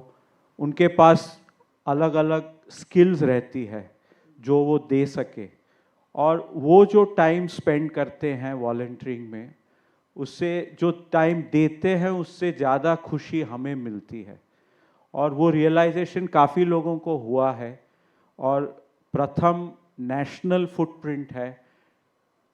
अभी वो भी हमने सुना कि स्कूल्स को कंसोलिडेट करना चाहिए, तो और भी आसान बनेगा वॉलंटियर्स. और कॉरपोरेट्स पूरे भारत में छाए हुए हैं, तो हम लोग थोड़ा टाइम निकाल के, काफ़ी CSR का फंडिंग तो आता ही है, उसको अलाइन करके एजुकेशन में ज़्यादा टाइम दे पाएँ तो बहुत एनरिचिंग रहेगा. और हमने देखा है बच्चे ग्रेजुएट होते हैं, पोस्ट ग्रेजुएट होते हैं, उसके बाद भी जाते हैं सोशल स्पेस में थोड़े साल के लिए, लेकिन दोनों को एग्जिस्ट कर सकता है और दोनों एक साथ कर सकते हैं. वो मेरी एक दूसरी अपील रहेगी. You came in last in the first round, so you'll go first in the second round. So and you brought it up yourself, क्योंकि असर के लिए फंड रेजिंग करना was the most difficult thing for us for many years. Now Rukmini has been pushing it, and this year I think we have raised a substantial amount of money from Indian sources. Anything that you can say, others are welcome to say it too. What will make ASAR a completely Indian funded survey? I personally think it's... Bell and the cat. I personally think it's shameful that it is not fully Indian funded survey. I think my heart reaches out, and kudos to Pratham USA for the kind of wonderful work that they have done for decades. I think it's learning for any social organization that comes to me for fundraising on how to raise funds outside of India. I think that's a great thing. But sometimes your strength becomes your weakness. So I think we at Pratham have become dependent on that. But there is a question around, are you making me look bad by doing these surveys? And lot of donors in the past have shied away from that, wanting to put up their hand. Last 2 years in Pratham, we have tried breaking up this large amount by looking for people to write checks at a state level surveys, so they are more bite-sized contributions. Also, CSR committees need to look at it very differently, because a lot of funding comes from there, but whether this is the place where we should be writing the check. So we have reached out at Pratham with lots of philanthropy foundation, personal foundations, where they can take medium term bets and allow innovation. Rukmani has been talking about many pilots where CSR money is not possible. And I think ASAR is one of them, where if we can demonstrate more impact, I think over a period of time, more long-term funding will definitely come in. But this is something holding the mirror back to समाज, वो बहुत महत्वपूर्ण हो जाता है और इसको निरंतर करना चाहिए और वो जवाबदारी जिम्मेदारी हमारी सबकी बनती है ये करने के लिए। और मैं और भी फिलैंथ्रोपिस्ट आए हैं काफ़ी लास्ट ईयर और कॉरपोरेट्स, उनको और भी अपील करूँगा कि ये और भी मदद दे, क्योंकि schools, capacity building, learning material वो तो सब हम करते ही रहते हैं, लेकिन वंस इन अ वाइल ये मिरर होल्ड करना और देखना कि हमने कितना प्रोग्रेस किया है लुकिंग विद इन, वो भी बहुत इम्पॉर्टेंट हो जाता है। और ये डेटा बहुत साइंटिफिकली एग्जॉस्टिवली गैदर किया जाता है, उसके लिए काफ़ी रिसोर्सेज की ज़रूरत पड़ती है और ये हमें सभी को ही इसके लिए योगदान देना होगा। Okay, going by the 45-minute deadline, अभी 3 लोग जो बचे हैं, हर एक को अगर 2-2 मिनट दें तो कैसा होगा? Who wants to start? Everybody wants to come last. नहीं, मैं 2 चीज़ें कहना चाहूँगा जो शायद हम सब कर सकते हैं, जो ज़रूरी होगा अगर हम चाहते हैं कि भारत के बच्चे सही में अच्छी तरह पढ़ें स्कूल में। एक ये है कि हमें क्या लगता है कि सभी बच्चे सीख सकते हैं और बहुत अच्छा सीख सकते हैं। ये एक सोसाइटल पॉइंट है। अगर आप गवर्नमेंट स्कूल में जाओ या प्राइवेट स्कूल में भी जाओ और आप टीचर्स से बात करो या पेरेंट्स से बात करो, ये लगता है कि जो बच्चे किसी टाइप को बैकग्राउंड से आते हैं या जिनके पेरेंट्स एजुकेटेड नहीं हैं, वो नहीं कर पाएंगे। मतलब ये बहुत जल्दी आ जाता है। आई वुड से आप बात करो तो 10 मिनट के अंदर ये कहीं ना कहीं सुनने को मिलेगा कि हम क्या कर सकते हैं, हम अपनी तरह से कोशिश कर रहे हैं, लेकिन ये बच्चे इस तरह से, आई मीन होमवर्क तो छोड़िए, बट ये उस बैकग्राउंड से आते हैं कि ये नहीं होता है। ये एक देखा गया है कि जहाँ पे ऐसा सोचने का मिलता है कि वो नहीं कर पाएंगे, वहाँ पे वो अचीव नहीं होगा। और मैं मानूंगा कि ये एक सोसाइटल थिंकिंग है जिससे हमें बाहर आना है। This is point number 1। Point number 2 ये है कि जब कोई पिछड़ा हुआ है, whether it is for social reasons, economic reasons, the area that they are coming from, क्या हम उनके लिए स्टैंडर्ड्स थोड़ा कम करते हैं ताकि वो जल्दी से आसानी से पहुंच जाएं, या हम स्टैंडर्ड्स को वहीं रख के उनको सपोर्ट करते हैं? जैसे अभी वन एग्जांपल कि CBSE ने कहा है कि मैथ्स में तो होता ही था कि सभी सब्जेक्ट्स में हम अलग लेवल्स ऑफ एग्जाम्स रखेंगे, मैथ्स A, मैथ्स B वगैरह। Many countries do it. US does it, UK does it. लेकिन those are not the top performing countries. They are not the countries जहाँ पे बच्चे सही तरीके से अच्छा सीख रहे हैं। जैसे हमने एक मैसेज दिया, यूपी में तो 10th में मैथ्स ऑप्शनल है बोर्ड एग्जाम में, हम मैसेज क्या ना, उसका आइडिया था कि बहुत सभी बच्चे बोर्ड एग्जाम ख़त्म करें, मैथ्स की वजह से वो नहीं करते हैं, इसलिए मैथ्स को ऑप्शनल करें। लेकिन एक बहुत बड़ा सिग्नल जाता है कि आप मैथ्स नहीं कर सकते हो, और जब से हम ये स्टैंडर्ड कम करते हैं, we cannot achieve the kind of learning levels that we want. So these are 2 things I just wanted to say, ki beyond government, beyond the societal thinking that everyone can achieve the basic levels which are, which are same for everyone, That is very important, starting from FLN levels being achieved to the highest, like the board exams. So मैं just ये बात कहना चाहता था. Amarjit, on the subject of decentralization, what are the major obstacles? I mean, I know political, administrative, yes, but do you think the Indian communities, villages are ready for this kind of decentralization? Yeah, today I can say they are ready, 2024. They were not ready 20 years ago. I'll explain why. In Rajasthan, when they had taken up the educational reforms, they called it fixing the highway. Before you have programs after programs, fix the highway. The paradox that we have is that primary education is part of the 11th schedule and 12th schedule for urban areas, which means local governments have to do it. But the financing of primary education comes from central government and state government because local governments don't have money. In this kind of a paradox, the federal principle and a partnership of the three levels becomes very, very critical. Brazil, when it did universal primary education, for the next 5 years and later 10 years, the national, provincial and local governments knew how much money they have to provide. We need a partnership where these are worked out in details among the center, state and local governments. Next 5 years, if I want to do FLN, if I want every child in school and learning, this is what we have to provide. Number two, it is not just government financing, and completely agreeing on the partnership principle that Jalaj talked about. Very clearly, the evidence is that if you don't have non-governmental or civil society partnerships at the school level, it will not go beyond a point. Very clearly, there is evidence if you look at schools. Giridhar's book from Azim Premji Foundation, where he visits 120 of the good schools where the foundation had worked. And what is common to 120 stories? Community connect of the headmaster. That is what made the difference.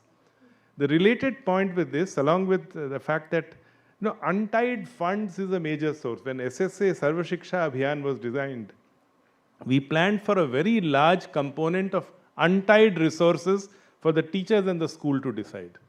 Now, if suppose all the corporate social responsibility work of the corporates, whichever say, I've been advocating it in my own way with the Pradhan, with Srijan, good NGOs working on water, sanitation and other things, कि बाकी सब करो लेकिन school, anganwadi और health facility को मत छोड़ो. The panchayat and their involvement, the kaya kalp of a school infrastructure, because a lot of SSA constructions are now 20 years old. Many schools need physical rejuvenation as well. A school must be attractive, as we saw in the films. Now, I think it's a very, for the panchayat, it is much simpler. They have untied funds. But we don't assign a role to the panchayats in the management of schools as we ought to. But their arbitrary authority exercise is checked by the presence of women's collectives in very large numbers. The women's self-help group movement under the livelihood mission is now across the country. It's pan-India, almost in every village. Now, they play a countervailing positive role, and where they and the panchayats together start working with the school, results are bound to come. So I think that point also, Lucy Cairns makes the point.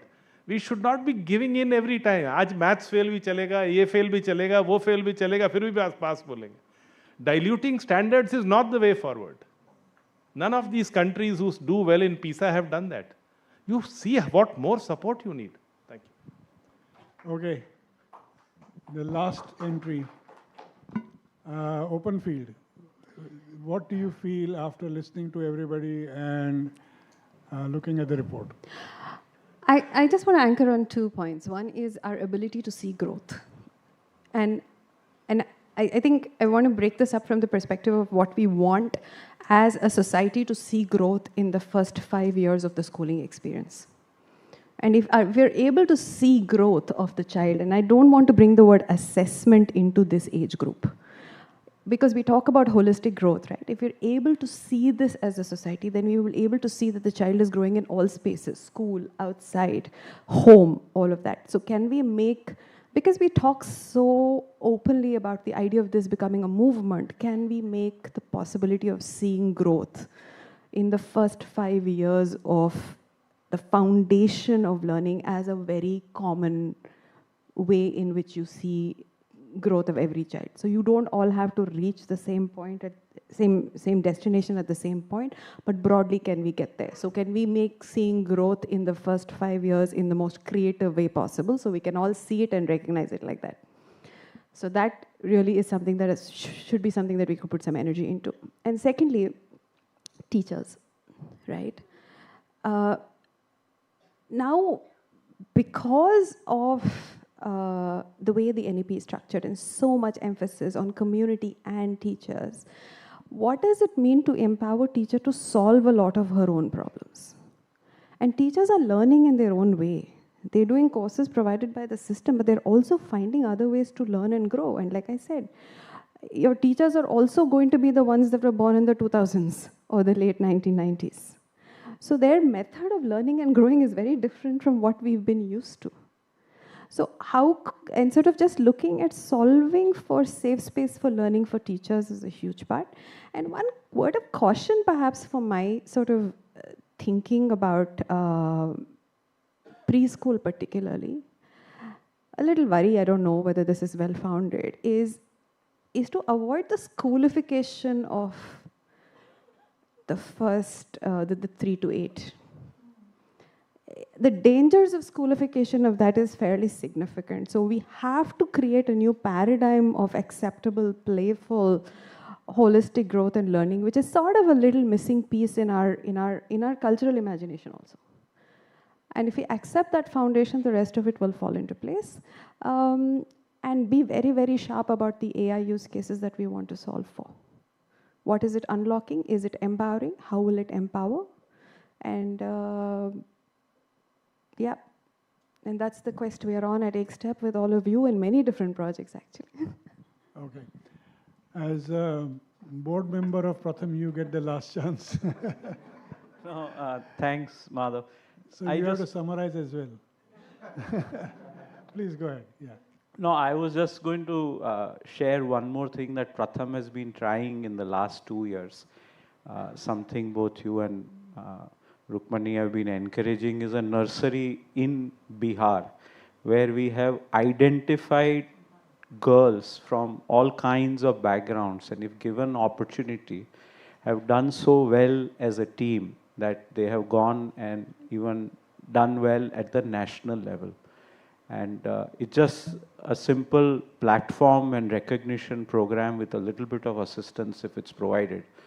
And we talked of विकसित देश की हम बात करते हैं तो उसमें भी स्पोर्ट्स का बहुत महत्व रहता है. और अब सचमुच हमको 2036 में ओलंपिक्स होस्ट करना है. तो ओलंपिक्स होस्ट करना तो बहुत आसान चीज़ है मेरे मुताबिक. मेडल्स जीतना बहुत डिफ़िकल्ट है.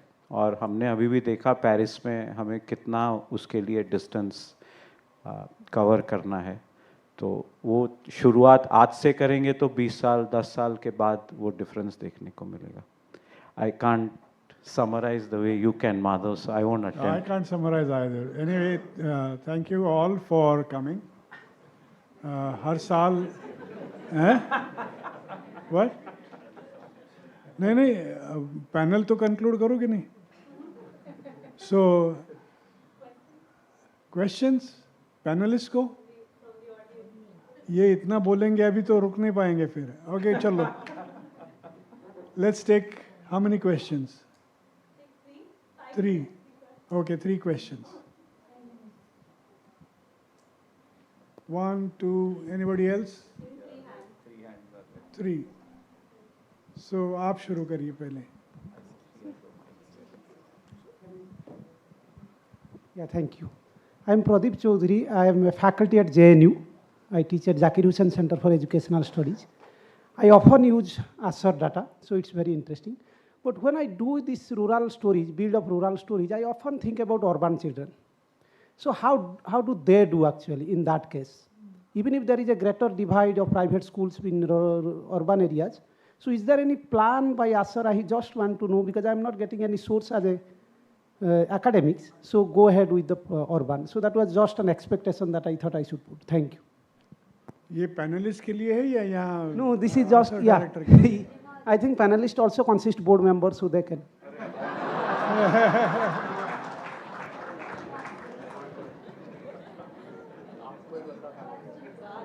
बाद में. Question number 2. First question is gone unanswered. Option में डाल दिया. Yes. हाँ, मेरा क्वेश्चन भी बिल्कुल सिमिलर ही लाइंस पे था. For a lot of us, you know, like असर is taken as an India survey and this nuance that it is rural households. So I've just been curious, मतलब what does panel think and what does Pratham think about like making it a whole India survey covering the urban poor as well?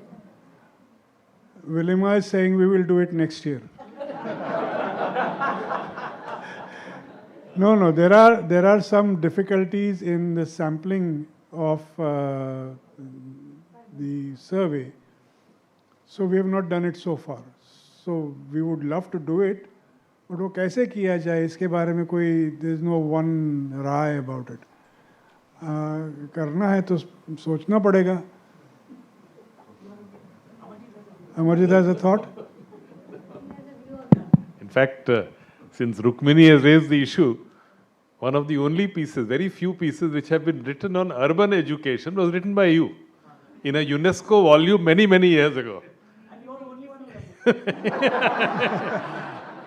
Clearly, I think, Professor, I completely share your this thing. This is a gap. And the challenges are quite different. There are bigger challenges in some pockets. They have urbanized, but the basic public services in those localities where they are, there is a geospatial issue, there are many other issues. So it needs to be looked at. Who looks at it is the issue, but we completely agree with what you're saying. We need a fuller picture.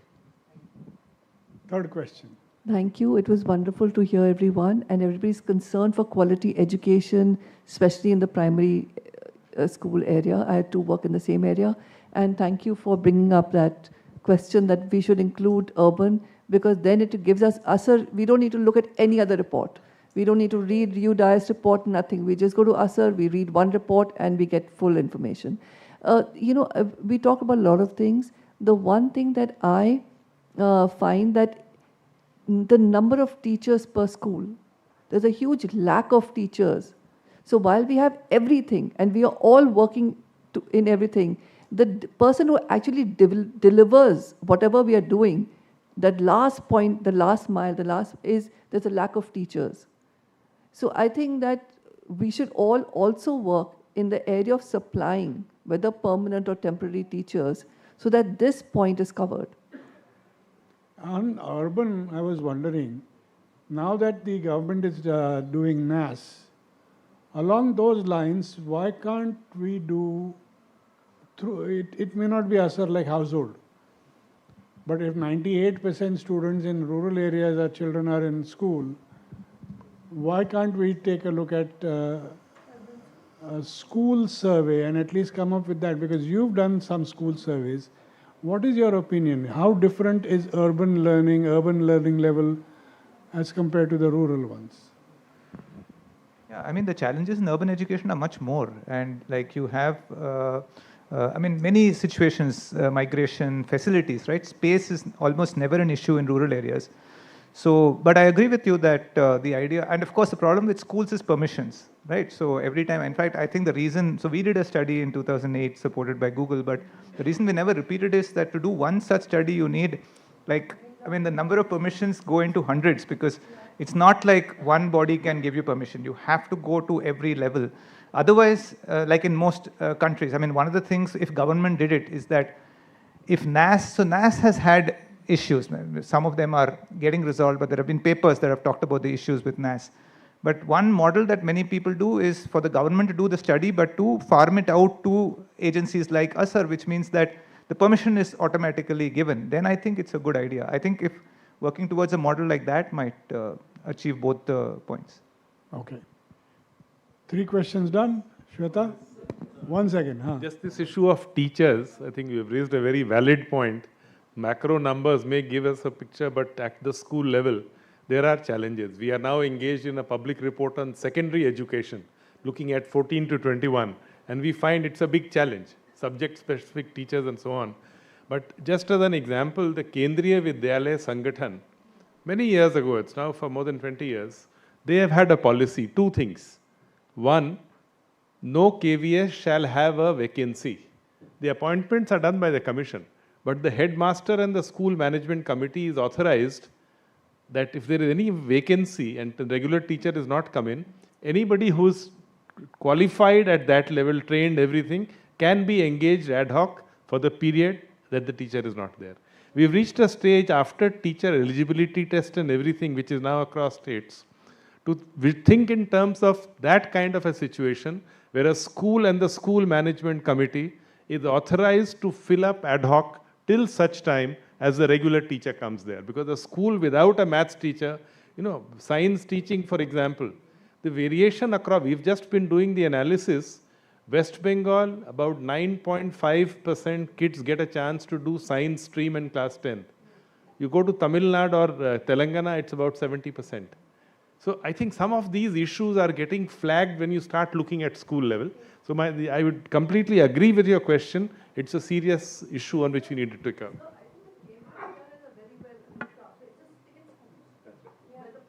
I'm only saying that principle needs to be elaborated further for across schools. And sir, as far as Assam is concerned, the urban thing is concerned, instead of the private, even if we take the state schools in the urban area, like Delhi, that would be good enough. Yeah.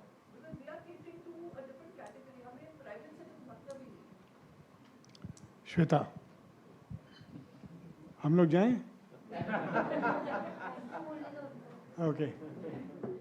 Can we have a round of applause, please?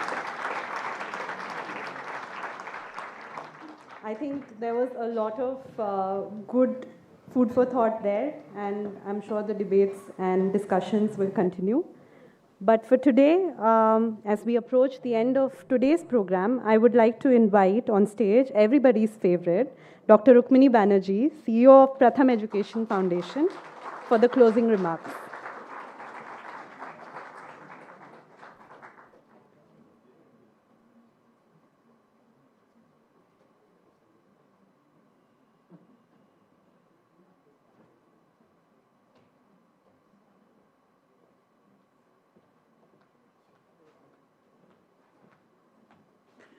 Thank you Shweta. मुझे हमेशा सबसे कठिन काम दिया जाता है. बाहर अच्छी धूप है. We all know that at least one reason for why people come to this event, of course, is the report, but it's also what lies after the report. And I'm between you and much better things outside this door. But Shweta ने मुझे time नहीं दिया है कि कितने minute में बोल सकती हूँ. So I will take full, what shall I say, full liberty. Because unless I stop talking, you can't get lunch. But more seriously, I think a day like today, when we release the report, is a very important day for many reasons. एक तो है कि पिछले 6 महीने से लगभग हमने इस साल की शुरुआत 15 अगस्त के करीब करी थी. And we are releasing the report just a little bit after Republic Day. And during this time, जितने लोग असर में involved थे, nobody had time to think about anything excepting the nuts and bolts of what happens on the ground. ज़मीन के साथ जुड़े रहना, एक एक गांव में ढंग से डेटा कलेक्ट होना, हर ट्रेनिंग में सबको अच्छी तरह से समझ होना, नॉट जस्ट क्या करना है बट क्यों करना है. तो ये सारी चीज़ों में हम लोग पिछले 6 महीने से बिजी थे.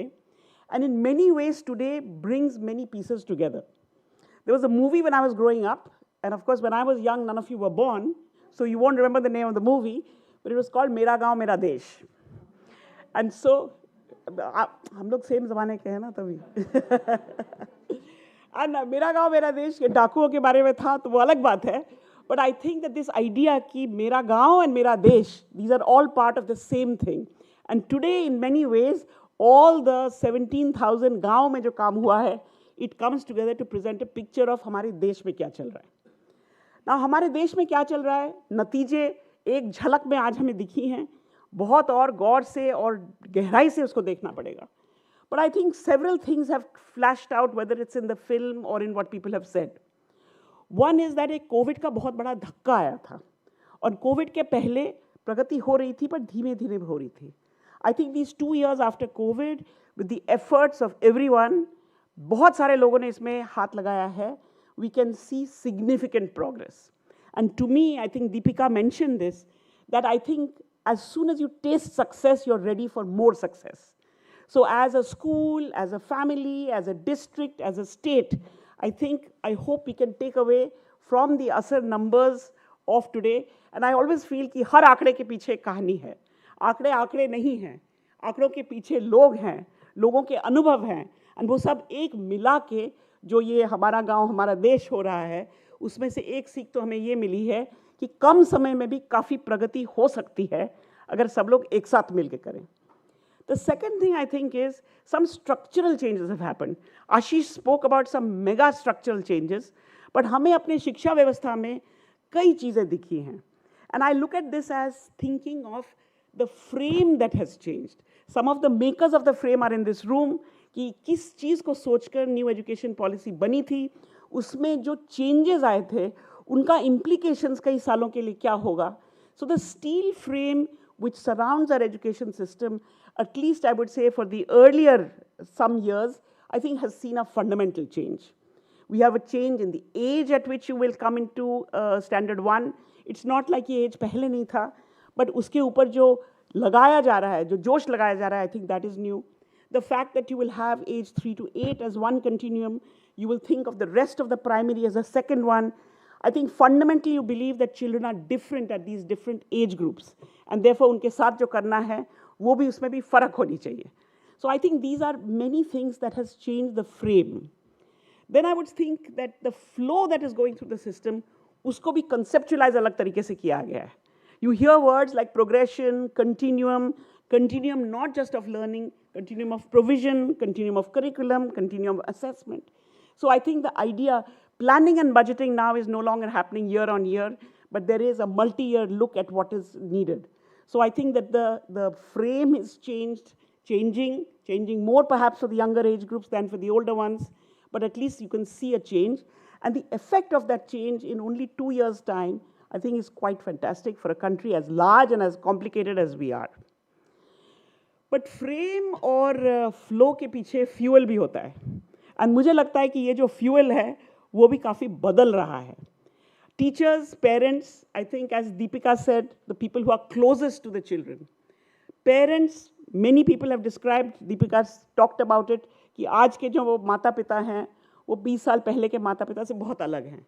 They are themselves the beneficiaries of a universalization of elementary education, जिसका फ़ायदा अब हमारी इस पीढ़ी को ज़रूर होगा. But I think teachers का भी, I feel, many of you work very closely with teachers. UP में, बिहार में, my colleague Suman and some of her colleagues have done a more qualitative study कि क्या आज के teachers को लग रहा है कि आज का दिन कुछ अलग है compared to before. And again, our name is Pratham, so शायद हम प्राथमिक के ही बारे में बोल सकते हैं. We do get a feeling in many states कि लोगों को लग रहा है कि आज जो हो रहा है, जो मुझे करना है, वो पहले से थोड़ा अलग है. During COVID, another fundamental change I think happened, and it has perhaps seeped into everything we do. कि पहले ऐसा नहीं है कि पहले लोग नहीं करते थे. But I think during COVID, all parents, whatever their education level, whatever their income level, really got involved in thinking about how to help children learn. पहले schooling के लिए बहुत focus रहता था, but I think हमने देखा है कि whether वो बिल्कुल lower educated लोग हों या हाई-फाई लोग हों, सभी ने अपने बच्चे की शिक्षा के अंदर क्या होता है, उसमें interest लेना शुरू किया. So I think in many ways, along with the changing of the frame, the fuel has also changed.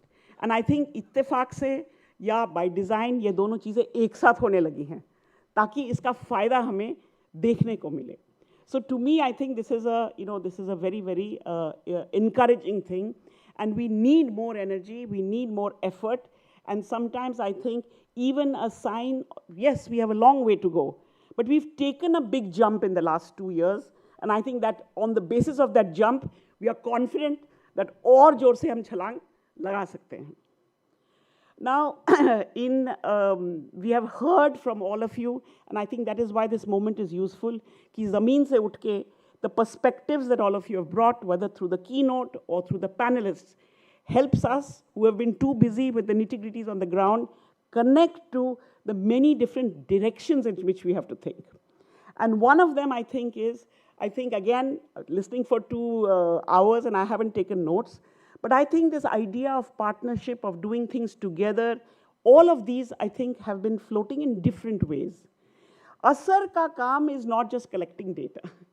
असर का काम is कि जो हम देख रहे हैं, जो हम समझ रहे हैं, जो हम ज़मीन पे जाके अलग अलग लोग इसको अच्छी तरह से एक व्यू लेके आ रहे हैं, ये सब को मिला के I have to do something for मेरा गांव and मेरा देश. So this evidence to action is really the reason why we do असर. तो आज के जो आंकड़े हम देख रहे हैं, इसको देखकर कौन क्या करेगा, ये हमारे सबके ऊपर है. There are people who can really operate at the policy level. There are people who can operate at the budgeting level. There are people who can operate on this large steel frame of India, accountability, decentralization, and others. But then we have thousands of people who can make a small change in their own village or in their own community or in their cities. We should not leave cities out of it. And I hope that this year's Asar gives us, each one of us, both in the room, there are about 7,000-8,000 viewers outside. Actually, उससे ज़्यादा होंगे क्योंकि बहुत सारे photos आ रहे हैं हमारे पास कि there are at least in every set of people who are watching, there are 10-15 people behind them.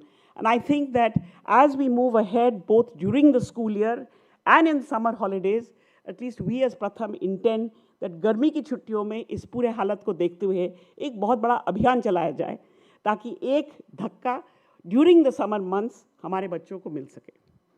Now, as you know, yes, please clap loudly. So, as you have heard from several people, कि इस बार के असर में लगभग 25,000 volunteers थे. हर volunteer को नाम से तो धन्यवाद देना मुश्किल है, बट हम दिल से उनको धन्यवाद ज़रूर दे सकते हैं. बिकॉज उनके hard work, both them, we've had over 1,000 master trainers. And master trainers spend anywhere between 2 weeks to 1 month in a district.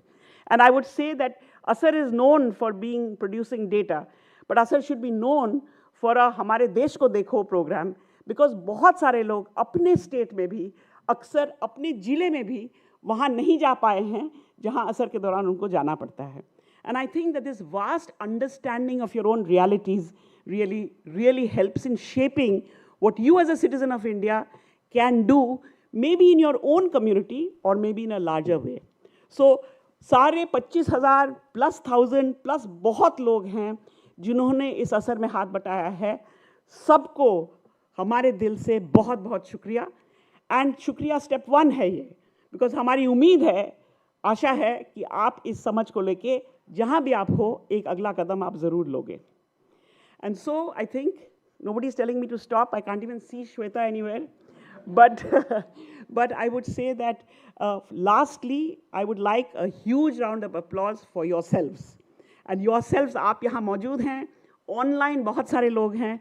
मुझे लगता है कि ऐसी तालियाँ होनी चाहिए कि पूरे देश में वो तालियाँ सुनने में आए.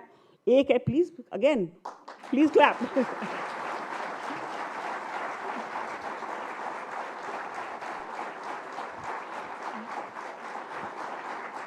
I hope जो लोग ऑनलाइन हैं वो भी अपनी जगह पे ताली बजा रहे हैं. It is ताली for the progress we have seen.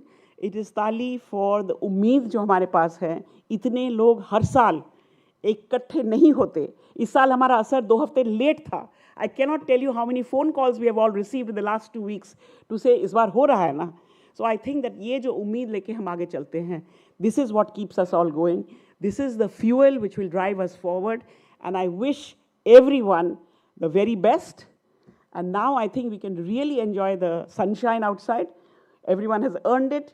So please join us in stepping outside, having many more conversations amongst yourselves while we slowly analyze Asar. And maybe even for the next 1 hour, if you don't talk about Asar, it's okay. Thank you so much.